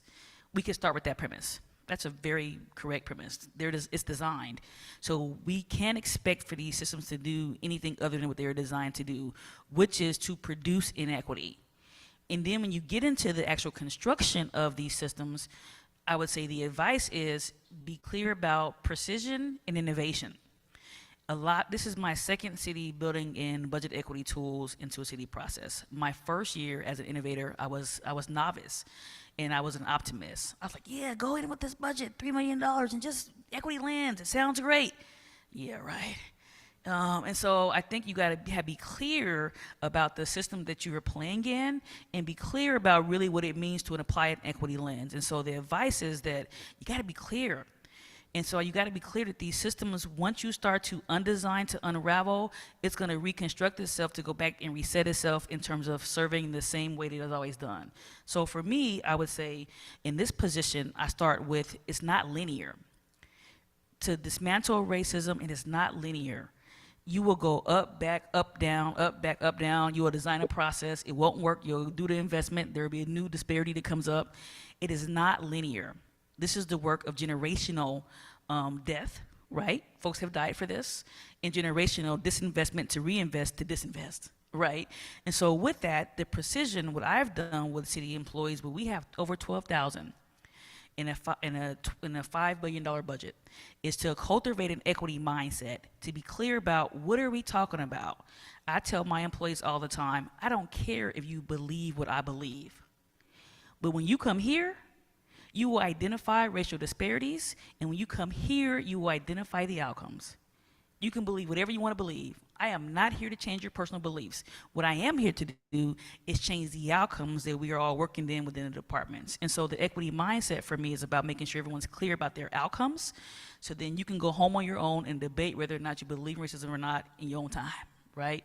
So the equity mindset starts there. And in terms of the movement in department structure, it's really creating a movement of over 12,000 employees to say, you gotta move 30 departments in a direction where they're able to create ongoing adjustments. As I stated, that the adjustments, right now, if you Google San Diego budget, you might see my face all over everywhere, right? You might see my face, because please give me a hug when you see me in the hallways. As the inaugural equity officer, folks are like, we're not equitable because the equity officer didn't eliminate racism. I'm like, what? I've been here 2 years, right? And so because we're in a structural deficit, right? And so that meant that some of the disinvestment did hit equity-focused outcomes. It's being clear about that, right? It is not linear. And so advice to the state government of over $290 billion, I would say it's creating a space where you're very clear at the investment to dismantle and create equities. We have 5 operating budget components in the city of San Diego. I would say we need a whole bucket of investment just for racial disparities and for racism, only because what you did with defunded the police, oh man, that's firing police officers essentially, right? Because the majority of a city's budget is in its personnel. And so we got to think more about how we look at the programs to fund the things that we need to fund in city budgets, to be clear about that. And that's the structures and the systems piece. It's understanding that I am an optimist by nature, and that if I believe that racism was designed intentionally, I believe that we can redesign more equity. And so we need to redesign these systems and envision a space that we have not seen before. This country has not seen true systems of equity where we do not have disparities. And so we gotta start with that understanding and say that we gotta keep trying to make sure that these systems are nimble and they're clear about dismantling racism. And then I'll end with this. When you're looking at the data, I've started to tell folks in terms of community engagement is that I don't need another report to tell me that racism is killing people. I'm a Black woman. I don't need no report to understand that infant mortality, my health, all the things. I don't need a report. And so recently I've come under some critique around I don't need to meet with folks no more. I know what's killing them. I know. What I need is a prescription. I need a prescription. And so to close that for me is to think about experiments like the Tuskegee experiment. We had the cure and we let people die. So don't tell me, I know what the outcomes are. And so I think sometimes we look at folks say, we gotta talk to, like my departments are like, we need more community engagement. I'm like, no, you're just scared. You're scared that you don't know how to solve for the outcome. Don't come to me saying, equity person, how do I be more inclusive? And let's go convene some people. No, you're scared that you don't know how to solve for the prescription. Let's start there. Stop convening folks when they're at the highest point of their trauma and giving them false hope. That is not healthy, and it re-traumatizes folks, and it makes them believe and understand that government still is not serving them. And so I'm at the point where I'm like, I don't want to keep dancing in the space of trauma with individuals. I want to live in a space to where we prescribe the remedy. We prescribe the investment, we change the mindset, and then I can come and say, look, what we've done for you. So those are the things that in our government structure, I'm more interested in the prescription to address the trauma, so we can be clear about the way in which city government should be responding to folks in a way that's intentional. Thank you for that, Kim. And I want to bring Skyla and Maria back into this next question. You know, you talked about trauma, and trauma has led to a significant amount of mistrust. And part of overcoming some of that mistrust and building or rebuilding trust is ongoing and active engagement. So can the two of you share your feedback or your thinking around the importance of ongoing engagement in this process? Because you're gonna take 2 steps forward, then take 20 back sometimes. And that's that correction and that learning and that growth that we all have to move through together, but it requires ongoing and persistent engagement. So can you talk a little bit about your own experiences with that and why it's important within this conversation around budget equity? I think for me, wow, that's a really compact question. I think going back to the win of being able to defund the police's budget by 25 million was a great victory, and it made a lot of students happy. But it doesn't mean that the victory was there for so long. There was a backlash where we got a new superintendent within LAUSD. That was very challenging because he comes from Miami to LA and wants to reconstruct the whole system the way that he sees it.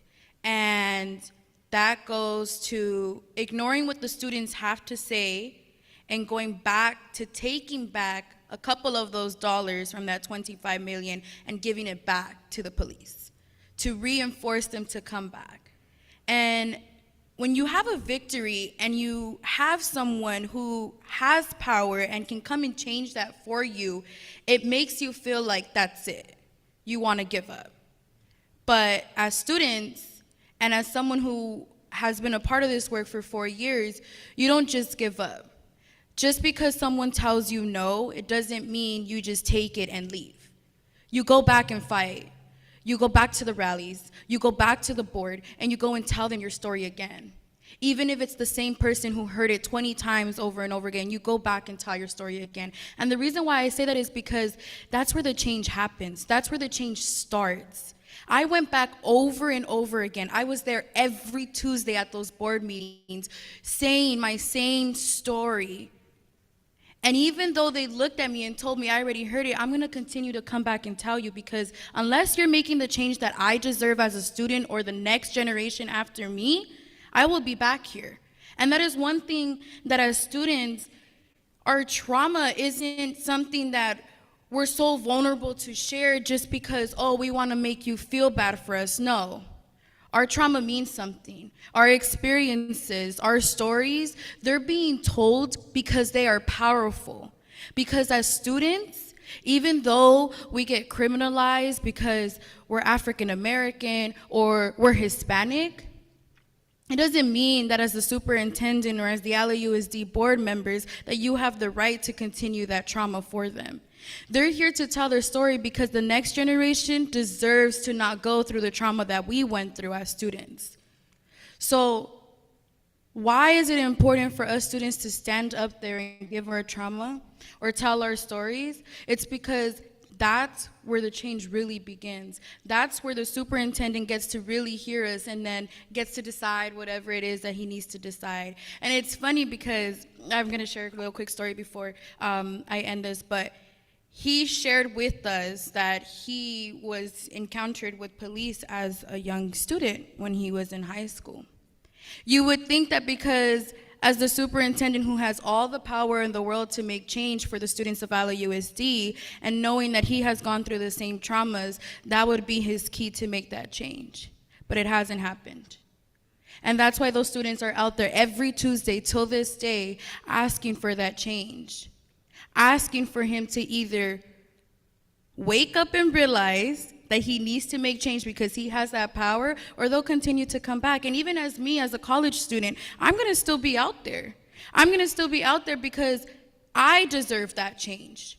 And I want to advocate for every other student who also deserves that change. And I'm so proud to say that as my advocacy, I help so many students go out there and share their stories and be able to fight for what they deserve as students.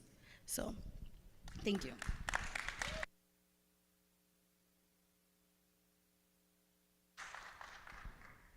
Will you ask me the question again? Know if I remember the question after all that. Really the importance of ongoing engagement, and as you move through these processes as Skylar shared, you get a victory, and then sometimes you do have to dial things back, and part of that, as Kim and Dr. Scorza shared, is you have a budget that you have to balance at some level, and so there is a level and need for this ongoing engagement. So just if you could share a little bit about the importance of it and how it kind of fits into this bigger picture of budget equity. Yeah, of course. So a couple of things. I tend to resonate really deeply with what Kim was saying. That's my experience as well. in doing this work is that community is exhausted. They have been betrayed. They are tired of talking to people and have no one listen. And the people in front of them say they're listening, but then there's no follow-up, no feedback. And then the things that they're requesting, that demanding or begging for, they are not coming back resolved in felt ways. Feeling resolved and repaired should be an outcome that we're seeking and actively engaging with for our communities. Felt impact must be taken into account. And so I think that what I think about with this question is about co-governance and the work that locales are doing in that direction. I think that similarly to other things we're talking about, these are really new ways of thinking about government operation, to say the least. Like, these are huge changes.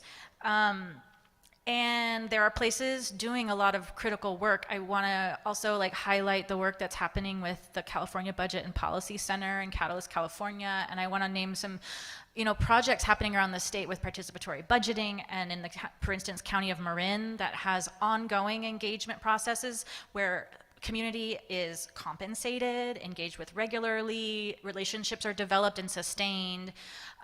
Those are the types of best practices for community engagement that I want to bring to this commission. I'm also thinking of Fairfax, Virginia, of all places, has a really interesting and robust community engagement platform for its city that has multiple levels. So what it comes down to for me is building trust and relationship, not just community engagement in the traditional way we think about it. It's about building actual relationships with communities. And keep in mind, at every turn, these communities are exhausted. They are working. They are in the system of a racial capitalist economic structure every day. There's not enough time in their day, let alone to come uncompensated and give government an earful for no reason, right? So I do think that we need community engagement, but it needs to be different. It needs to be meaningful with felt results. Thank you, Maria. And I'm going to wrap us up with a final question so that we can have a little bit of opportunity for questions from the commissioners, and also so they can have some dialogue upon what they've learned today. And, there's a wealth of information that each of you has shared in terms of best practices, kind of what is possible. And that's, for me, I think what's really important is the what is possible. I think we often get caught up in the systems that we know well, and we'll always default back to that. But with budget equity and advancing racial equity, we have to move into that vision of what is possible and work towards that. And so with this closing question that I'd love each of you to answer, really, what is the biggest takeaway that the commission should know about developing or advocating for budget equity? Any one of you can start.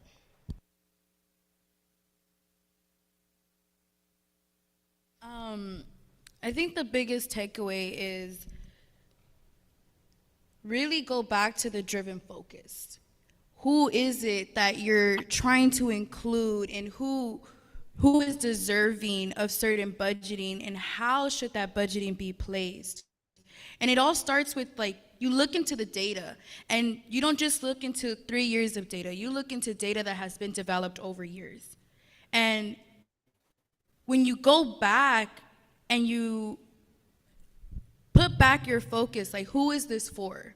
What are you trying to make the change for? Who are you trying to include? And I think someone mentioned it, equity isn't just about, oh, I'm gonna take from here because, well, they already have too much, so they deserve it. No.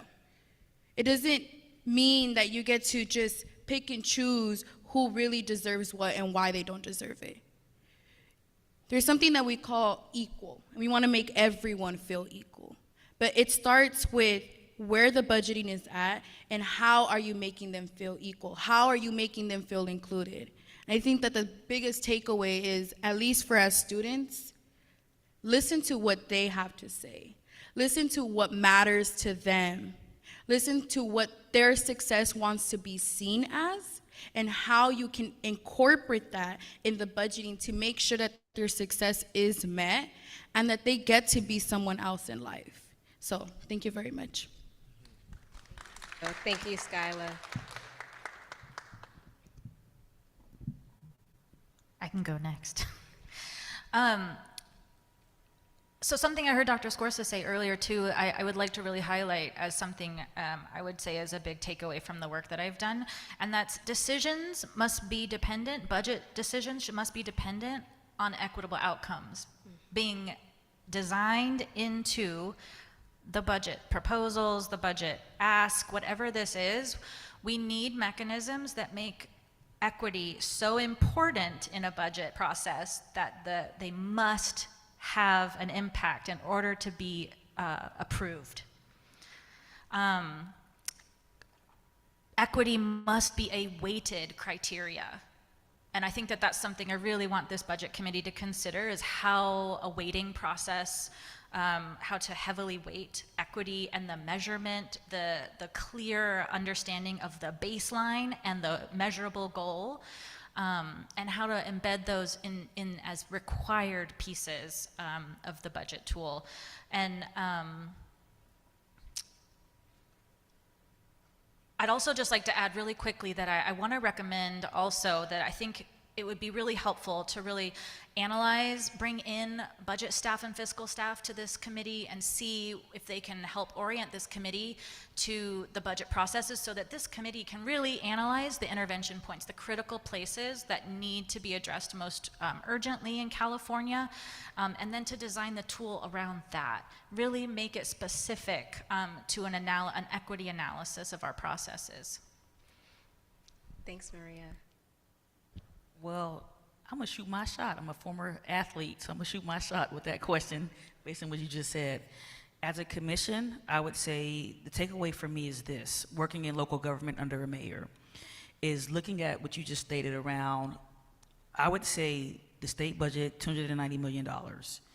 I would say on the local level, we need a clear bucket of funds that's definitely dedicated towards equity. And so in California alone, and nationally, California has equity offices on the local level, and we have the state equity office as well, right? So this state is actually one of the fastest growing states for equity offices across the country, right? So I would say the opportunity is that California can really trailblaze in ways of saying, right now, and on the local level, we're all dealing with structural deficits. And so mayors are making decisions around firing staff or cutting equity funds. That's a false choice, right? Because everything's important. So I think we have to be really clear about creating our electeds in positions to make false choices, because then they feel bad in the media, but the reality of it is they still are gonna make the choice to approve the budget. So I think from a state level, there needs to be a clear allocation on an operation budget piece that gives it to local governments to partner with nonprofit organizations in our school districts to really be partners in addressing clear racial disparities. We need an allocation to do so. As I stated, these budgets are not constructed to address the totality of disparities. So you come up with false choices. I'm not saying you shouldn't design equity in the process, because you should, and incrementally when you can make the decision, you should, but I want to make sure that in terms of like closing thoughts for me is that we need some more organization between state and local and a clear investment strategy. And then you can actually align all of our equity plans, because our departments, you know, LA, San Diego, Long Beach, we all sit in meetings together, Oakland, looking at each other saying, yep, we got these equity plans, but we still need a little help. So I think the state is positioned to do so, to do some good help. Thank you. Dr. Scores will take us home. Sure thing, and thank you, Kim, for shooting that shot. I would support an equity fund too, so I'm just saying.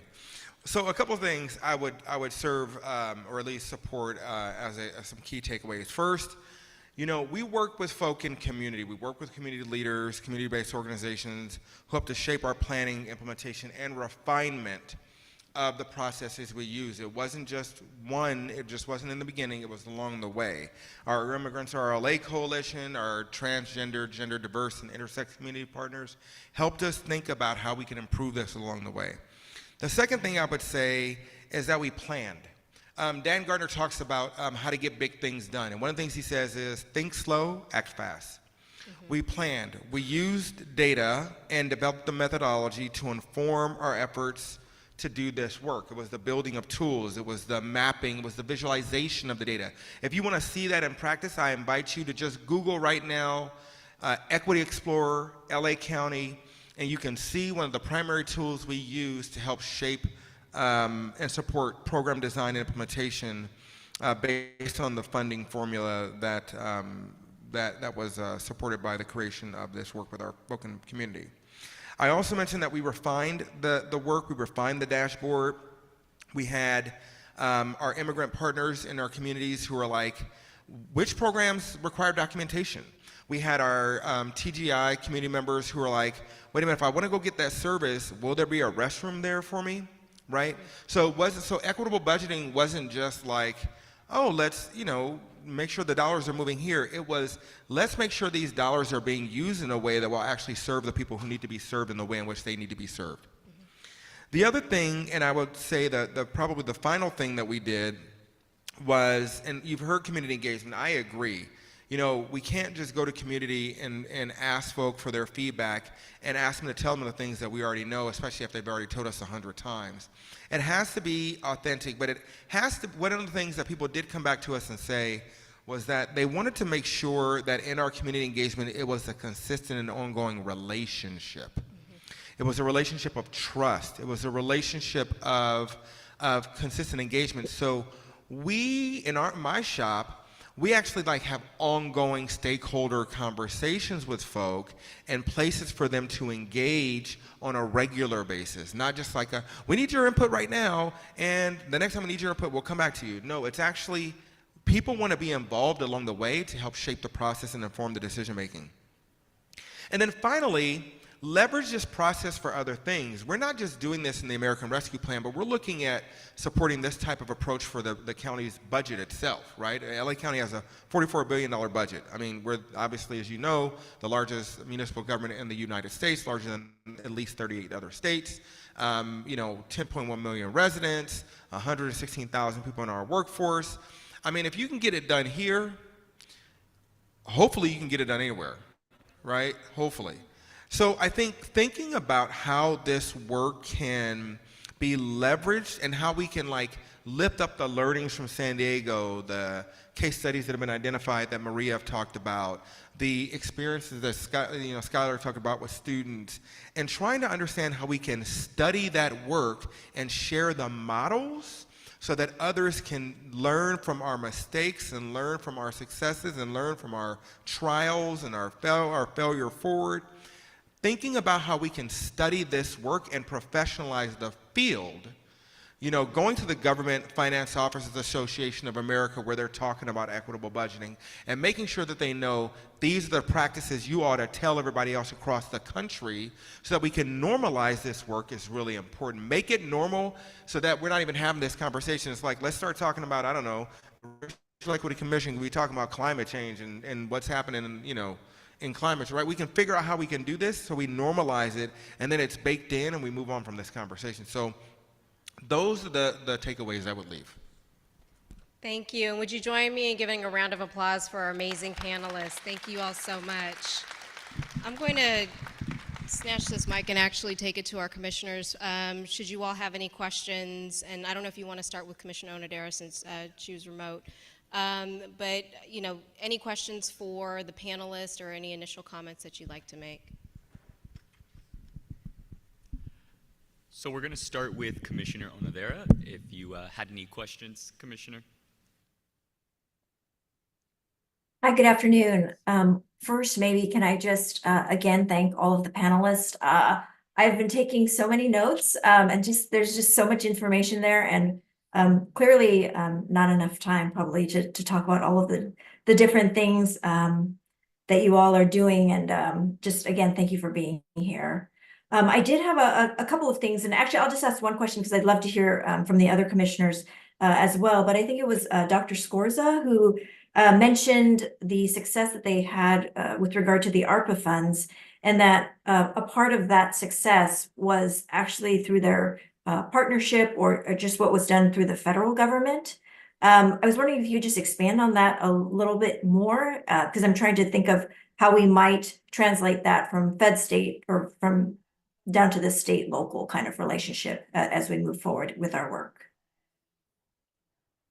Thank you so much for that question, Commissioner. First, let me just say that often, you know, county governments, for us at least, are Oops, the I'm unable to hear Dr. Scorza right now. sort of carry out the federal directives and priorities and carry out the services they serve as the safety net. Often county governments are responsible for responding to federal requirements in legislation and congressional requirements, and what the departments themselves say, Department of Health and Human Services or VA or, you know, HUD, they have their own priorities and requirements with these budgets. They have their own data reporting requirements, they have their own restrictions. I'll give you and that certainly shapes the way state and local governments carry out their work. So when President Biden was elected, he on his first day he signed an executive order for racial equity, and he directed his departments to create equity action plans and do their own equity work. Treasury took that seriously. And what Treasury did is, in the distribution of the American Rescue Plan, they put forward guidance that focused on prioritizing equity, and that guidance, they partnered with PolicyLink and some others to help build it. That guidance basically called for the equitable distribution of these funds. That made my job so much easier locally, because it meant that I didn't have to fight with departments. It was like, guess what? The federal government said you have to do equity, so you got to do equity. And they were like, "Aw, equity." But then they were like, "Yay, equity," right? Because they wanted to use the dollars. So I think making sure that those federal requirements are not in conflict with the state requirements, which are not in conflict with the local government requirements, is incredibly important. So having a policy agenda is really, really important, because I will tell you right now, you can use Federal Family First Prevention Services Act as an example of this. For FFPSA, if PSA has been transforming the child welfare system, which enables us to use prevention dollars on children that are touched by the child welfare system. When that first came down, everyone said, "Oh, this is great. We can now use prevention on children who might, children in communities." But no, you couldn't. The prevention has to be for children who are at risk of being removed from their home. So that means in our child welfare system, if we want to, help somebody who's not at risk from being removed, then you can't really do that, right? Under FFPSA. So those federal and state requirements are incredibly important. And if the state can have flexibility, and the state can embed equity in its directions to local, city, and county governments, that enables us to have the flexibility to do the work we need to do on the ground.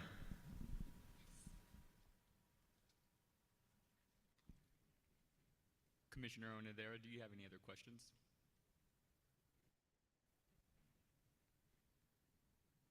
Sorry, was there another question?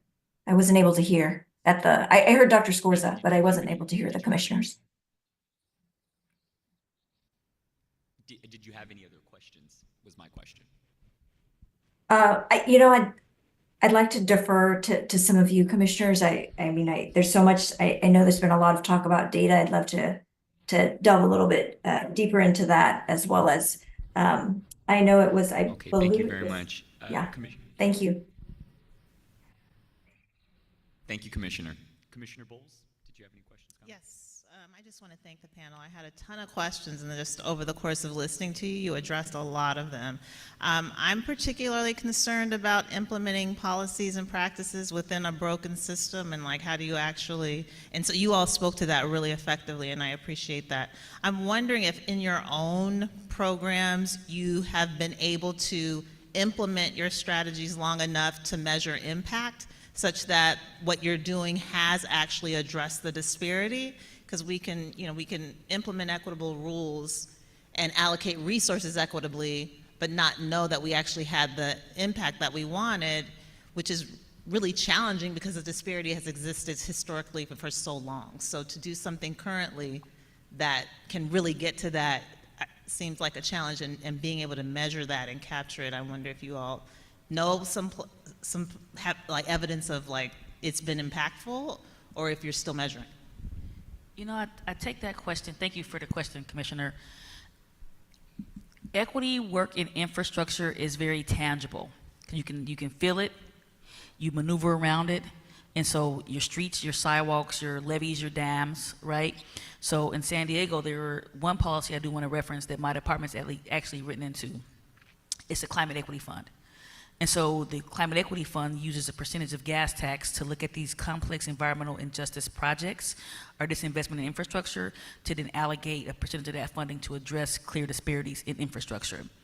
Now, right now, my spirit's a little hurt because that fund is in the process of being discussed as deliberation to suspend a fund for this year to account for the structural deficit in the budget.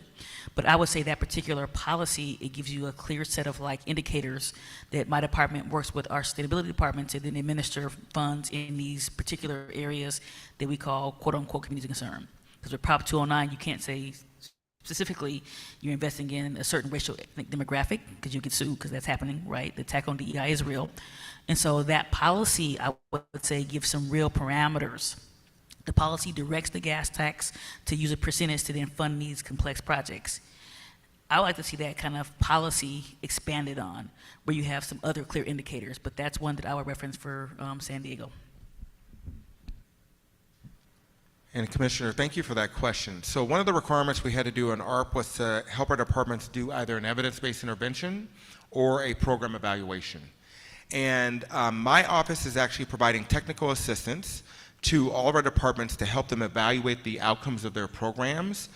In the design of their programs, they had to identify goals, objectives, indicated performance and service metrics, or performance or service metrics. They also had to identify their outcome goals. They had to do logic models, and in order to get their entire design completed. We're seeing some early results from that data, but I would encourage you all to sort of stand by for June 2025. That's when we're going to release like the big 3-year report on where things are at. June 2025 is when we anticipate releasing it, and we're going to talk about like what the application of these dollars meant for LA County and where it actually had an impact, et cetera. So, you know, we are seeing some early signs of where applying an equity model has made a difference. For example, in our landlord-tenant program, prioritize keeping people in their homes, in our Stay Housed program, in our tenant relief. So in those very tangible places where we, you know, have not seen an overwhelming number of evictions because those dollars went there, has been helpful. And then we're seeing, I think, improvements like in our food security programs. So, you know, making sure that older adults and young folk got access to food. In our digital divide program, they've now gotten access to laptops and Wi-Fi. So we're seeing, you know, at our libraries as well, we're seeing high utilization in our laptop distribution program. Kids will be able to, you know, families and students will be able to use it for services, for medical services and job searching. So I would, again, just say stand by for the data, but we are seeing some signs of what it meant to actually to direct these dollars to places of need and seeing some positive utilization data come out of it. Thank you, Commissioner Bowles. Did you have any other questions or comments? No? Thank you, Dr. Scorza. Commissioner Kim. You know, I don't have any questions. I've had the honor and privilege to be able to work with many of you all on the panel. Kim, I think you're one that I really would love to work with a little bit closer down in San Diego. Just to thank you all to come in and not only speak to us today, but for continuing to do this work. You know, I remember when Inner City Struggle and Community Coalition were deciding whether or not to push in more equity into LAUSD. I don't know if we all understood it was a 10, 12-year fight that we were going to be jumping into.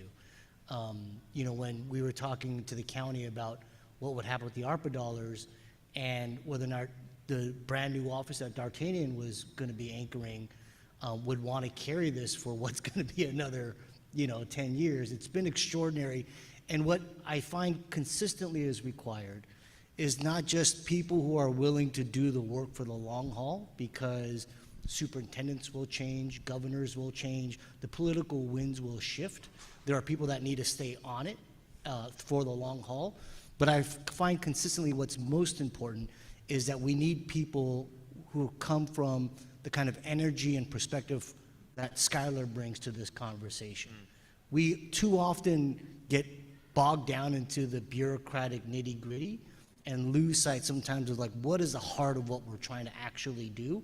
And so to have community consistently engaged to push us and to remind us what it is that we're all trying to do is absolutely important. So I just want to thank the entire panel, but Skylar, I really wanted to thank you for that energy and for that heart. Thank you so much. Are there any other questions or comments for the commissioners? No? Okay, well, I just wanted to echo everything everyone said. This was an amazing panel. I think I have more notes of inspiration just as much as I have technical. But I did have two questions, mostly for Dr. Scorza and for Kim. What baseline training was needed in order to begin implementing your operational equity plans, your technical equity plans, I think the phrase was? I would imagine that staff are coming with a different baseline understanding and a different set of vocabulary words. What did you do initially when you were developing those technical equity plans? I'm laughing because in my role in Denver, when we wrote out budget equity, I wrote the process out without training, and that was a terrible idea. And so eventually we tailored it and started providing some training. But in San Diego, what I can say is that we actually provide training. And so my team serves as the learning and development specialist as well as the equity center coaches. And so they get training, first of all, it's on 101, what is equity, what is equality, and what is racism. Because when government folks hear racism, I think, Skylar, to what you're saying, they get, we're not racist. And I'm like, whoa, whoa, whoa, whoa, whoa, whoa. So we provide training on both of those things. And so my team provides that training for all of the employees. And then we also provide other training around our technical equity plans in conjunction with the budget equity process. And so it's ongoing training that comes around with that particular set of employees to make sure anybody who's working with budget, the budget team's involved, your director's involved, and so whatever team is charged with touching the budget, they get training. That's a great question. Thank you, Commissioner. So the first thing I'll say is when we were rolling out the American Rescue Plan Act process, we put together an actual rollout plan. And that included working with, I delivered these myself because at the time I didn't have as many staff. I did 2 workshops. One, the first workshop was sort of an overview of the process and what we were looking for. Actually, I did 3. So the first one was like a big all-call overview of the process, what we were looking for, what the expectations were. And then we did individual departmental design workshops. In that first workshop, we talked about what a goal statement was. What is a result statement? How do you use results-based accountability? How do you set indicators? What are indicators? What are what are outcome metrics? What is the logic model? We actually went through the things they needed to know. And then in the second workshop, we actually helped them do the designing of it. So it was like, well, let's consider if you're going to have this goal, you don't want to be on the hook for something you can't actually accomplish, so you may want to walk that back a little bit, but instead you can be on the hook for the thing. Maybe it's an access goal as opposed to a delivery goal, right? And then it was helping them understand the distinctions and differences between those things. And some departments had, more maturity in that than others. Department of Public Health, was incredible. They write these grants, they do these things all the time. But if you're a smaller department, maybe you don't have the staff or the capability or the resources to do that work. So it really ranged across the board. And so we spent a lot of time helping folk understand that. And then even after we did that, there would be people who were rotating in and out. So we did that with that staff member and that group of staff, and then we have to do it again with the next group of staff. I mean, I probably, in the first 6 months, I delivered personally at least 300 workshops in the first 6 months. Every single day, an hour at a time, new department, 17 people at a time, 10 people here, 5 people there, 2 people here, literally designing for 6 months, right? That's the level of work it takes to get this done. I'm not telling y'all something that didn't require a whole lot, and there was a lot I learned along the way. And for me, and I was a new office, and it was a heavy lift. So it requires that level of sort of detail and attention to get this done. I feel like I need to make a motion to send the staff on vacation now. Thank you. My second and final question, and this one's for Maria and Kim primarily. Kim mentioned that oftentimes at the local level with a deficit in the budget, that the racial equity commissions or the racial equity work is often where it's cut. So what does building an equity framework under budget cuts look like? Because I think there's assumption when we do equity work, it's an addition, but sometimes we're in an environment of subtraction. So how do you go about subtracting in an equitable way? If Maria or Kim have comments. Maria's trying to pass it to me. So because I'm going through it right now, this is a lifetime case study. I kid you not. We have equity in the process. We got technical equity plans. We got budget equity process, but we have a deficit right now. And a lot of the cuts, they're cuts that the outcomes are clear. I'm talking like technology access. I'm talking my equity fund, our social equity work, like a whole portfolio of options. And so I would say it's part of that mayors have to make decisions to help balance the budget with council.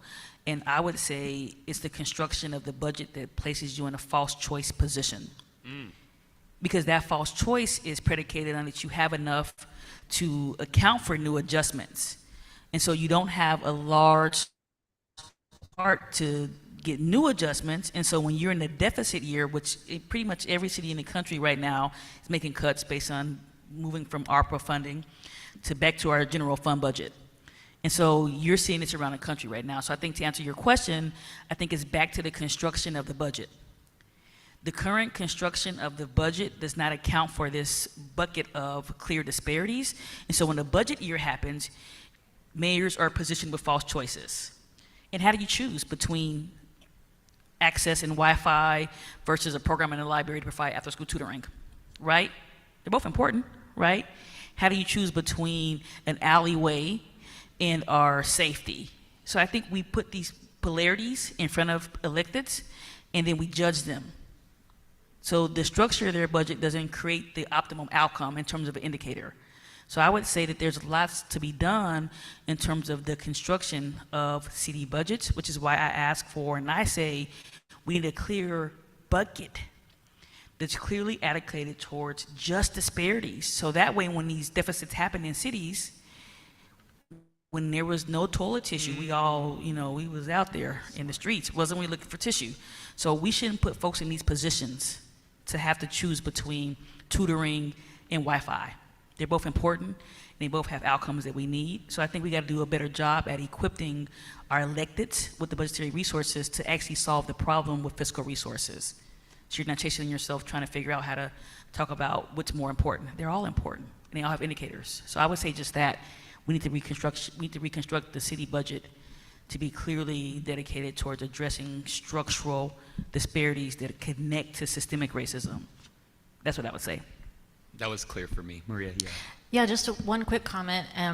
I recognize, Chair Maldonado, you're probably asking for like a tangible response, but I'm gonna go a little bigger and just say that this is like the critical point, right? This is the critical piece. Inequity is not by accident. We tend to have money for a lot of other things. We also know that a lot of work is being done by organizations like PolicyLink, to name just one, that have analyzed the inefficiency of our current budget processes and practices, the current way that we structure zero-sum thinking, this false choice mentality. We have to do the work of a culture change around what this means. And while that's not a satisfying answer with like a clear, tangible next step, the problem is we have money for other things, and we're also hemorrhaging money through inefficiency and racism. We're offering money through our state budget to equality. I know that my fellow panelists have mentioned something about equality earlier versus equity. Whenever we're not targeting based on need, then we are hemorrhaging money where it's not needed. This is something that comes with addressing the white supremacy culture embedded into our budget processes, naming it, identifying it, training for it, and also changing the culture of what a state budget is. It should be for the people. It should be for need. And I know I'm preaching to the choir, but. Well, my new phrase that I'm going to go to life with is impact is felt. So I really appreciate that. It's going to be my new mantra. Before I had one last follow-up question for you before I ask my colleagues if they had any more. You mentioned that it's important that we, I want to quote you correctly, identify and analyze critical intervention points in the budget planning process. If you could just say one intervention point that off the bat you know is an intervention point in the planning process that should be a place of intervention. One example is whenever offices, staff in offices and fiscal offices in the state are just developing a budget item, developing the proposal for that budget before it reaches the higher levels of leadership and decision making, and then as well, that's a second my mic just gave out. Oh, there it is. Those are the types of intervention points I was referring to. There's also critically at the legislative level, and just to name two things in California, one is in the works and one is already resolved, is HR 39 and SCR 136. Those are two equity impact assessments that are resolved in the Assembly and the Senate.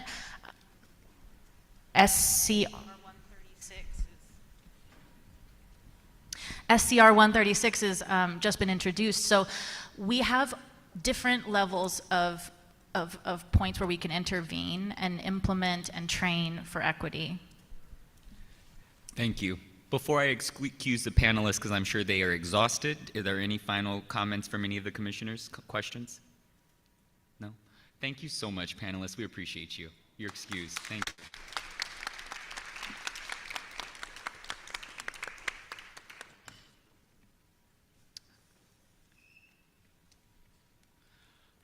All right, thank you. So we will now take any public comments related to agenda item number 5, Advancing Budget Equity Strategies, panel discussion and committee discussion. I believe we have 9 public comments, 5 in person and 4 virtual, so I'll turn it over to staff to lead. Thank you, Commissioner Maldonado. For clarification, we have 3 virtual comments and 5 in-person comments. I will begin the public comment period by reading the names of everyone who signed up to comment on this item. Again, we'll have in-person public comments first, followed by virtual public comments.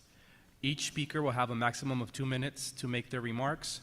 Speakers requiring or using translation services are allotted 4 minutes to facilitate full participation.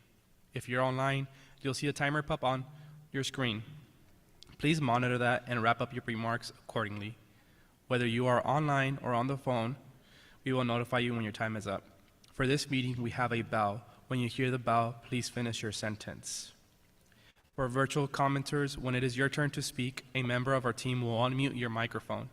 If you are online, you will see a window pop up alerting you that the host is unmuting you. You will need to click on the option to approve unmute. After that, just begin to speak. For in-person comments, when you hear your name, please line up by the podium in the order your name was called. I will then call you individually to the podium to speak. Our in-person public commenters, I'm going to call the first 3 and then the last 2. Our in-person public commenters are Alejandra Ponce de Leon, Abigail Hewins, and Vince Lewis. Please step up to the podium.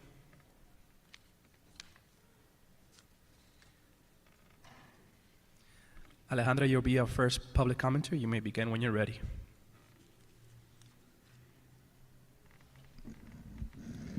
Hi, good afternoon, commissioners. My name is Alejandra Ponce de Leon, Senior Manager with Political Voice at Catalyst California, and co-anchor member of the California Racial Equity Coalition. And so here with a lot of gratitude of being in this space with all of you and hearing from all our panelists and, uplifting some recommendations that our coalition submitted this week. Just wanted to kind of put a pause and, acknowledge that you're in a role to innovate, right? And so I know that this is a major effort that you're going to take on, but it does create an opportunity about being innovative and taking risks and being bold. When it comes to budget equity, we really want to encourage you to think about the kind of infrastructure that needs to be built to ensure that whatever tools, recommendations you build, that it takes into account what are those permanent entities, what are those resources, even legislative action that is required for this to actually be successful and fully implemented. And so as you're designing and identifying where are the areas that need to be innovated, what are the areas that need to be changed, you know, really think about the local examples of the different tools that exist and think about how do we scale it up? And what are the barriers? And what if we had the magic wand to remove them? What would that be? So I would encourage you to be bold in what you would recommend and to lean in to a lot of the expertise that you have throughout the state in terms of what you can design and elevate, and think about how are you also setting the stage, not only for the commission to push, but that it creates opportunity for the community to push even further. So thank you. Thank you. Our next public comment is from Abigail Hewins. You may begin when you're ready. Pull this up, I'm a little taller than Alejandra. Hi, Commissioners. My name is Abigail Hewins, and I'm with Public Health Advocates. We're an organization that's focused on addressing racism as a public health crisis in California, which means we're bringing a public health lens. We are prioritizing risk reduction and prevention. And I want to lift up two themes I heard a lot today. One was data. The second is disasters and emergencies. And I would submit to you that disasters and emergencies, including COVID, landslides, flooding, those are three that were mentioned today, are so important because for people who come from disinvested communities, this is not a blip on your timeline. It's something that will change the trajectory of someone's life, not just for their generation, but the generations to come, and impacts their ability to build wealth, to secure lives and livelihoods. The second thing I heard a lot about today was data, the disaggregation of data, but I also wanted to share a key concept that we gathered through a series of key informant interviews with folks across California who were in the front lines of the COVID-19 response. One thing that we heard from them was that we need to have more expansive data collection categories for race and ethnicity. Some recommended groups to include in those categories is Middle Eastern, North African, South Asian, East Asian, Afro-Latino, and Black African. And I can share that with you later. I'm happy to connect with you. But really quick before my time runs out, I wanted to share a quote from one of our key informants that I think really encapsulates this. He says, when we don't disaggregate data, we don't get equal resources to our communities. A lot of times there's a stark difference in health disparities with our Pacific Islander communities compared to our Asian American communities. So data is about visibility, and I tie it to humanity. If we're part of humanity, then we should be counted so that we can receive our needed resources. I'd be happy to share more about our findings with you later, but thank you so much for being here in LA. Thank you. Our next public comment is from Vince Lewis. While he lines up to the podium, can Liza Davis, Silonin Cruz Gonzalez, and Benjamin Tran please step up to the podium as well? When you're ready. Okay, thank you. Hi, Commissioners. My name is Vince Lewis. I am an Associate Program Manager with Prevention Institute. We are a public health nonprofit dedicated to advancing health equity and racial justice. We have our offices are in Oakland and in Leimert Park here in LA. I just wanted to uplift comments from Skyla and Maria from the panel around the notions of co-governance and listening to community. And I think whatever budget equity recommendations you include in this framework should include recommendations around community self-determination and ownership of the process. We need to move from community engagement to community ownership and community self-determination. And so I think, I and Prevention Institute really see value in recommending approaches that integrate participatory budgeting, community co-design of public funding programs once that funding has actually been allocated and departments are then charged to create and implement that funding, and also creating meaningful, empowered, and resourced opportunities for community oversight of implementation and those fundings to ensure that departments are held accountable to equity goals, and that any participation of community members should be paid for. And so the last thing I'll just say is that, this commission is charged with really thinking about how we dismantle structural racism. And so who best to come up with those solutions and to guide that process than those very people who are most impacted by structural racism. Thank you. Thank you. Our next public commenter is Lisa Davis. Good afternoon. My name is Lisa Davis. I'm the Director of Community Engagement and Advocacy at the Children's Partnership. I'm going to be reading a little bit. The Children's Partnership is a California advocacy organization advancing children's health through research, policy, and community engagement. One of our core values at TCP is the community must guide our work. Communities know best the solutions to the challenges they face, and we strive to co-design solutions with our community partners, knowing policies will be stronger if solutions come directly from impacted communities themselves. Along these lines, building transformative long-term relationships with communities facing the highest levels of poverty and racism is essential. One of the best and most effective ways to do this is with money. At TCP, we prioritize investing in our partnerships by equitably sharing funding and investing in programs, coalitions, and initiatives that not only delegate power to community, but preferably defer to community for community-driven solutions that are culturally rooted and responsive to the whole child, whole people, and whole communities. We redirect money and invest in the sustainability of community partners, such as community-based organizations, BIPOC-led grassroots organizations located across the various diverse regions and communities in the state of California. Organizations that provide direct services or build power with youth and those who care for California's children, parents, caregivers, teachers, as well as community leaders like community health workers, promotoras, community representatives, and organizers. People who actually have the relationships with community members, people who speak the language of community members and have their trust. And along with supporting their work, provide community engagement money to them so that they can pay for transportation, interpreters, translators, community stipends that adequately pay for their time and expertise, and let's not forget money for childcare. Community members and leaders are the experts. They are the holders of the solutions, and the budgets need to reflect that. Thank you. Thank you. Our next public commenter is Silonin Cruz Gonzalez. Hi, Shiloni Cruz Gonzalez from Californians Together.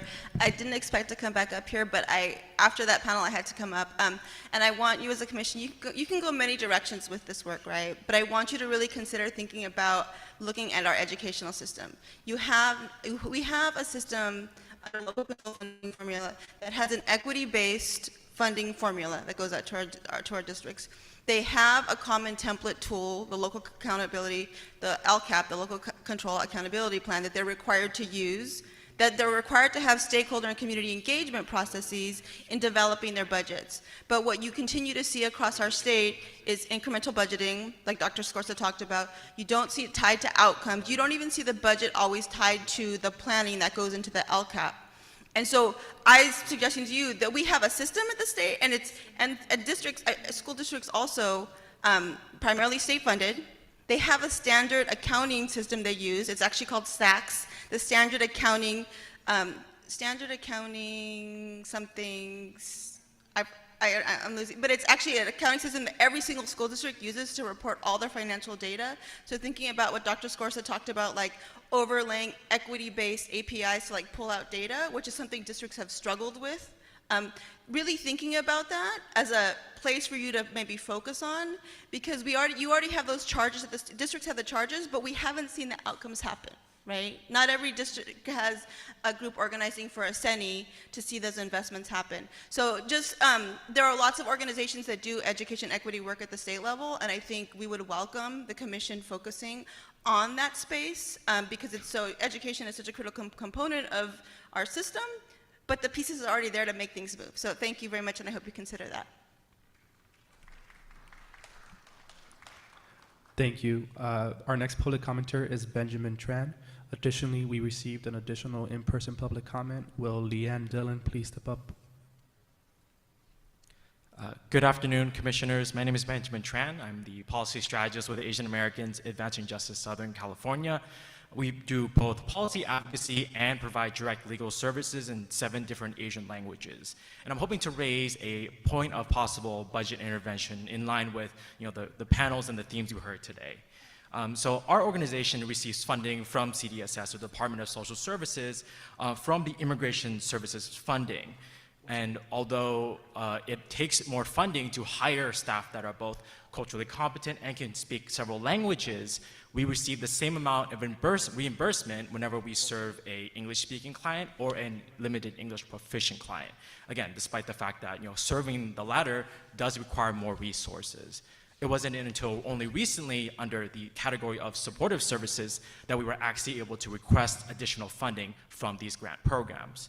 However, this is the unfortunate exception, despite the fact that, luckily this grant is moving, in that direction. I think, one potential point of a budget intervention is to be looking at these grants that are being provided by governments to CBOs to build these types of things already into the grants, where we can request additional services for language accessibility. And so, again, to make this the standard and not just the exception. Thank you so much for listening to the comment. Thank you. Our next public comment is Leanne. We have received one final in-person public comment. Amari Truboy McKay, please step up to the podium as well. Thank you. You may begin when you're ready. Thank you so much. Thank you to the staff. Thank you all for being here for your service. Thank you to the panelists, Leanne Dillon, she, her pronouns with State of Equity at the Public Health Institute. I've had the pleasure over the last almost 15 years of working with many state agencies to do some of the trainings that the panelists are talking about around racial equity and budgeting. And just want to second that hundreds of trainings, lots of hours. It is so needed. As Maria was saying, I had the pleasure also working with Maria on almost all of those interviews that she did. These foundational concepts and conversations, these staff really do need support around. Also wanted to name some of the complexities around the budget and the data gathering piece. There's this cute little state entity called Fiscal, and the S is a money sign. They have real smart people that have mapped out how all the money is spent, but they don't have that racial equity lens. And so they could be a good organization to tap into around understanding where is the money going, and then when we're thinking about what is going towards a racial equity lens. Also wanted to elevate, Maria was talking about how repair is a really essential part of a racial equity framework, as we also then think about this budget piece. And the California Reparations Task Force has done an incredible lift and a lot of work to detail out what some of this could look like from a budget standpoint. And so wanted to think through or elevate that an early win could be helping think through how the Racial Equity Commission could support some of those recommendations in particular because of the values alignment. Thanks so much. Thank you. Our next public commenter is Amari Truby McKay. Will Cynthia Chokwalingam also step up to the podium, please? Thank you. Good afternoon, commissioners. My name is Amari Tree McKay, and I am a program coordinator with Next Gen Policy California. We are a member of the California Racial Equity Coalition. Next Gen California firmly believes budgets are reflective of the state's values. However, when the state has a down budget years, advocates consistently see cuts to the working poor and middle class and social safety nets, or previous lofty promises get scaled back. This is why it is integral for the state to embed its policies and program budget equity tools. Next Gen California believes that this will result in down years not drastically impacting those who have already been most harmed, and sets up a framework that helps make meaningful and lasting investments to steer the state towards anti-racist policies and programs. For these reasons, I'm here to urge this committee to integrate the coalition's budget equity recommendations we submitted to you this week, especially our recommendations to establish racial equity infrastructure in the state's government, develop infrastructure that promotes and protects equity, such as tools, offices, codes, legislations, rules, laws, policies that safeguard racial equity, lays the foundation for racial equity to become a normal core function of the state's multi-level budget process, establish metrics and milestones for accountability, establish deadlines for reporting processes, and includes racial equity analysis in all legislative and administrative proposals. Thank you so much for your time and consideration. Thank you. Our final in-person public comment is from Cynthia Chuapolingam. Hi, I'm Cynthia, and I'm here speaking as part of South Asian Network as a civic engagement coordinator and also as a current college student. So there are two main things that I'd like to talk about now.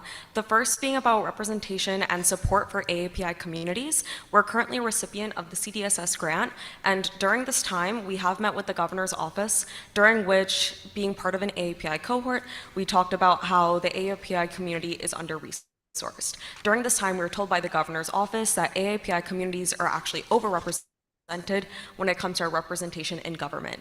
But here I think it's important to consider that representation is not the same as resourced. While we might have a certain number of people who are in these positions, that doesn't mean we currently have the resources in order to properly reach our communities. And as the panel spoke, we have much of our community that currently does not trust the government either, that this requires that we have more budget allocated towards our CBOs in order to properly reach our community and act as proper liaisons for them to use the resources that do currently exist from the government. The second aspect I want to speak about is, as a current college student, I do think that in the upcoming budget, there needs to be significant resources allocated towards students in mental health. Part of this being, as I have been part of the student encampments for the past couple weeks, and I have been a student that was personally beaten and am physically injured now even. And part of this is we are part of communities that are re-traumatized again and come from a generation that already does not trust law enforcement, especially coming from racial minorities. As a result, when we're facing these current traumas and we're then experiencing a whole new generation of students that are now victims and witnesses to a whole nother level of school shootings coming from the government itself, this requires that we have adequate mental health resources and proper resources moving forward to make sure that this is something that is not new. The panel talked about this came from years, but the impact is what we've been seeing the past 2 weeks and will continue to see moving forward. The adequate resources need to be going towards, in this budget, supporting students and making sure that we can rebuild these support systems. Thank you.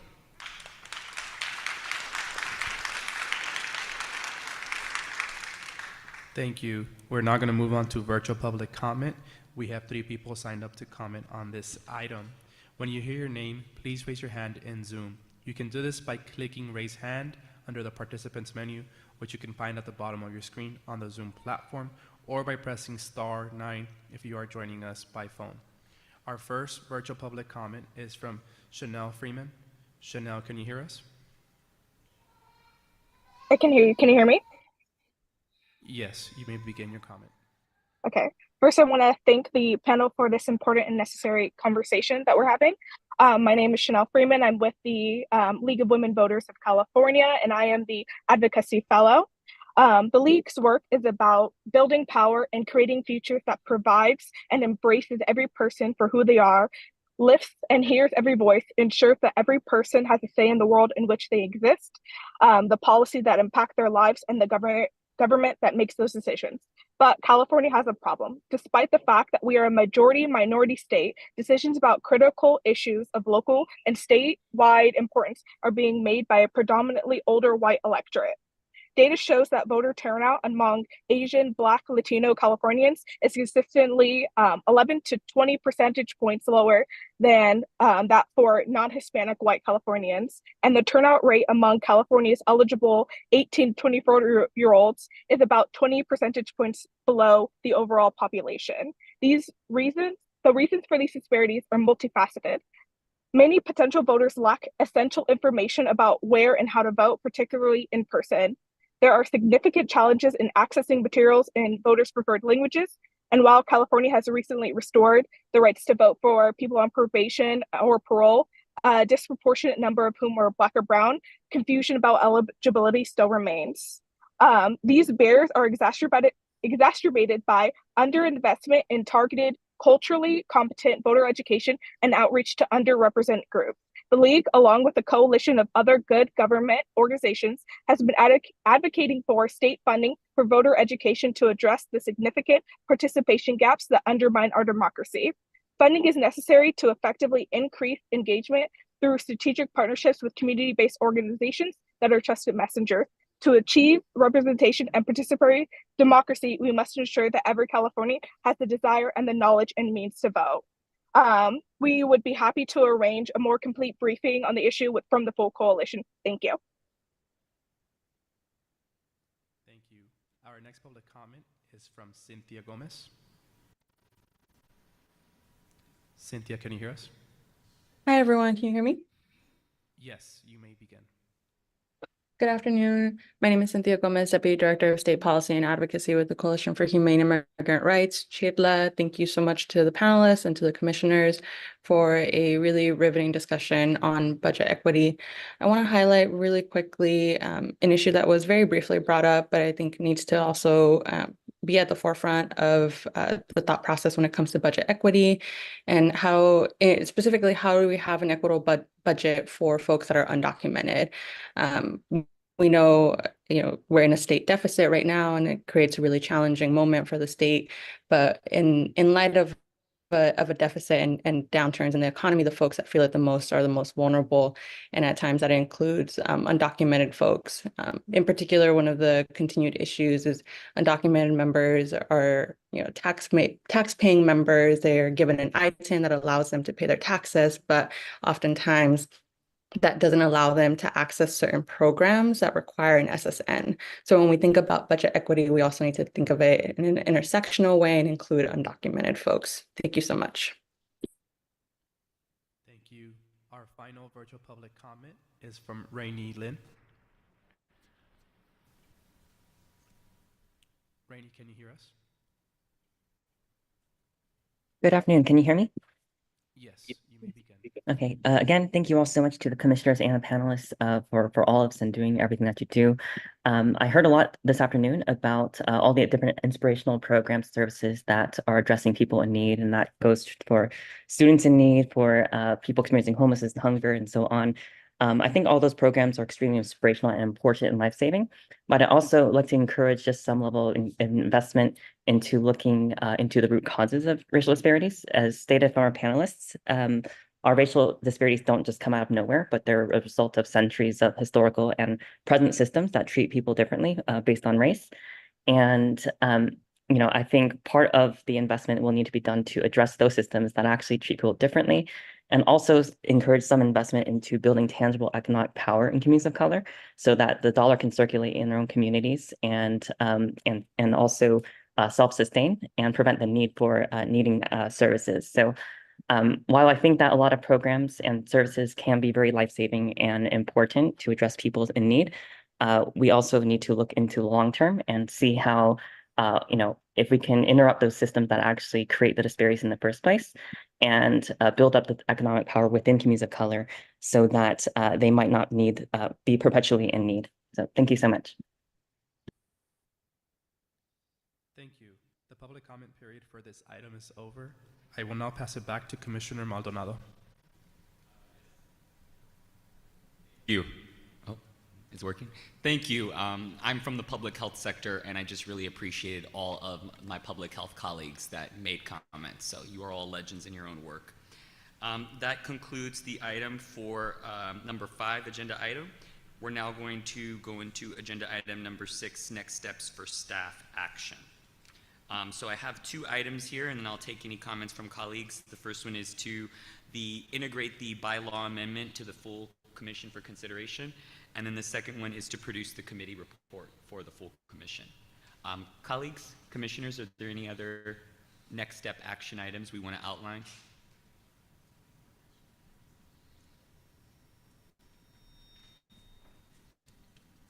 Commissioner Kim? Would this be the moment where we could consider what other experts or what other spaces we can learn from before we start to populate the report? Okay, good. All right, so, and I'm gonna not try to look at staff while I make these recommendations. So I think it was incredibly important to listen to an overview of successes and where things are going well from the local level. I think it would be helpful for us to invite some leaders within state departments that oversee budgeting for those departments, and where we could look at maybe some departments that are doing a good job currently in terms of embedding equity, and ones that are maybe more aspirational and what challenges they face.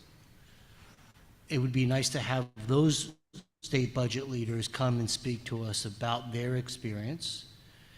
I think at the same time, hearing from county budget leaders about what kinds of guidance they need from the state in order to make equity a reality in their local budgets would be helpful as well. So that county to state dance is something that we need to kind of get a little bit more of our arms around. So that would be one request. I have more than that, so that was number one. You were a commissioner, please continue. Thank you. Yes. All right.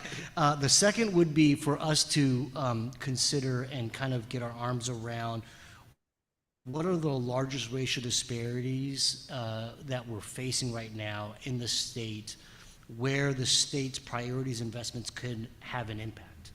I think we're going to need to do a little bit of prioritizing to understand, hey, so what are the biggest disparities that we're seeing?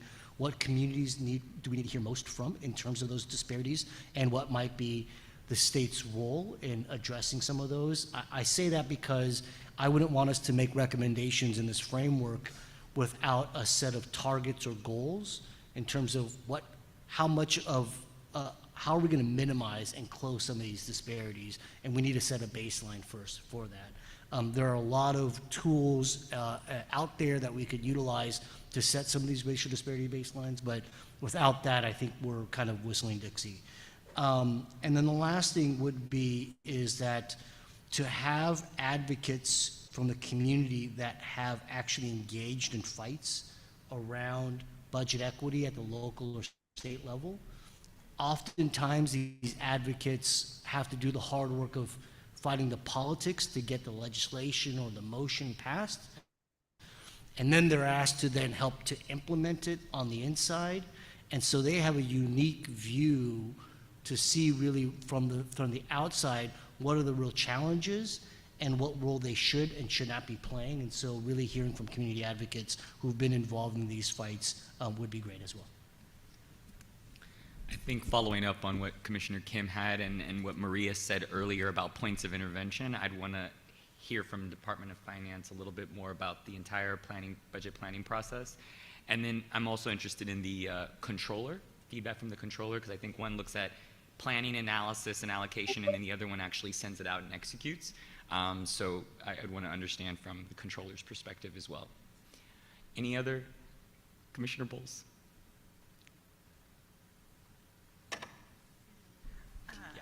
I don't know how to ask for what I really want because part of so many things resonated, but the call for innovation, and I start getting a little worried when we start resorting to the people who are involved in the problem to give us data and information.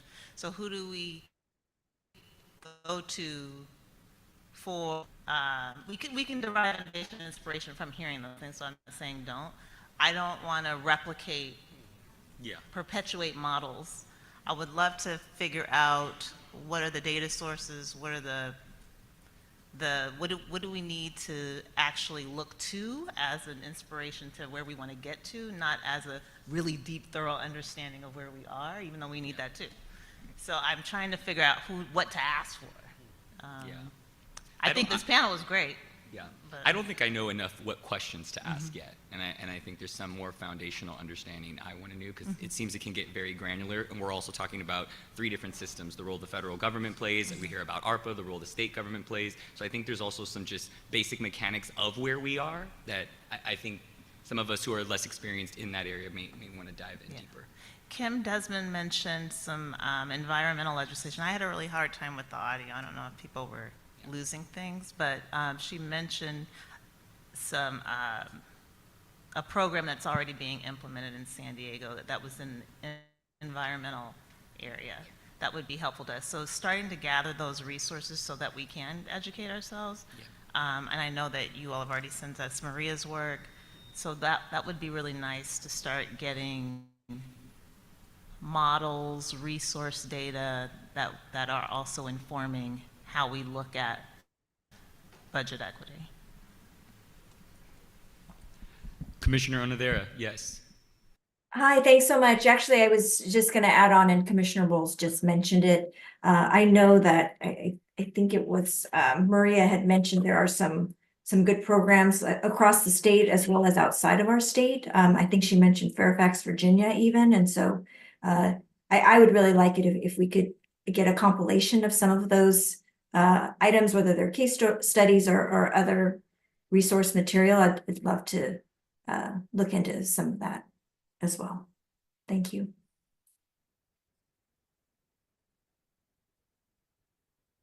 Any other closing comments on this from the commissioners on for next steps for the staff?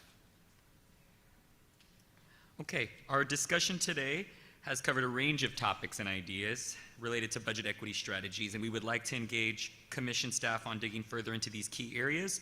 From today's discussion, we have already identified the following items that we presented. And any feedback from Dr. Estes? The requests for additional follow-up and resources duly noted, and we will work to find a way to strategically do this with the Budget Equity Committee in a way that is transparent and also ensures that the information is provided in a timely manner. I just ask for grace and understanding in managing other committees as well as the full commission, but we will work to do that for you all. Thank you. Thank you. So this brings us to our meeting adjournment. May we adjourn the meeting by consent? Nods from the commissioners? Okay, thank you. I just want to thank the Racial Equity Commission staff, the commissioners, panelists, and the public for joining us today. Our next meeting will be the commission meeting, our full commission meeting and community forum on July 17th. July 17th in the Inland Empire, which is one of my hometowns. So I'm excited to see you all there. Thank you, everybody. We're adjourned.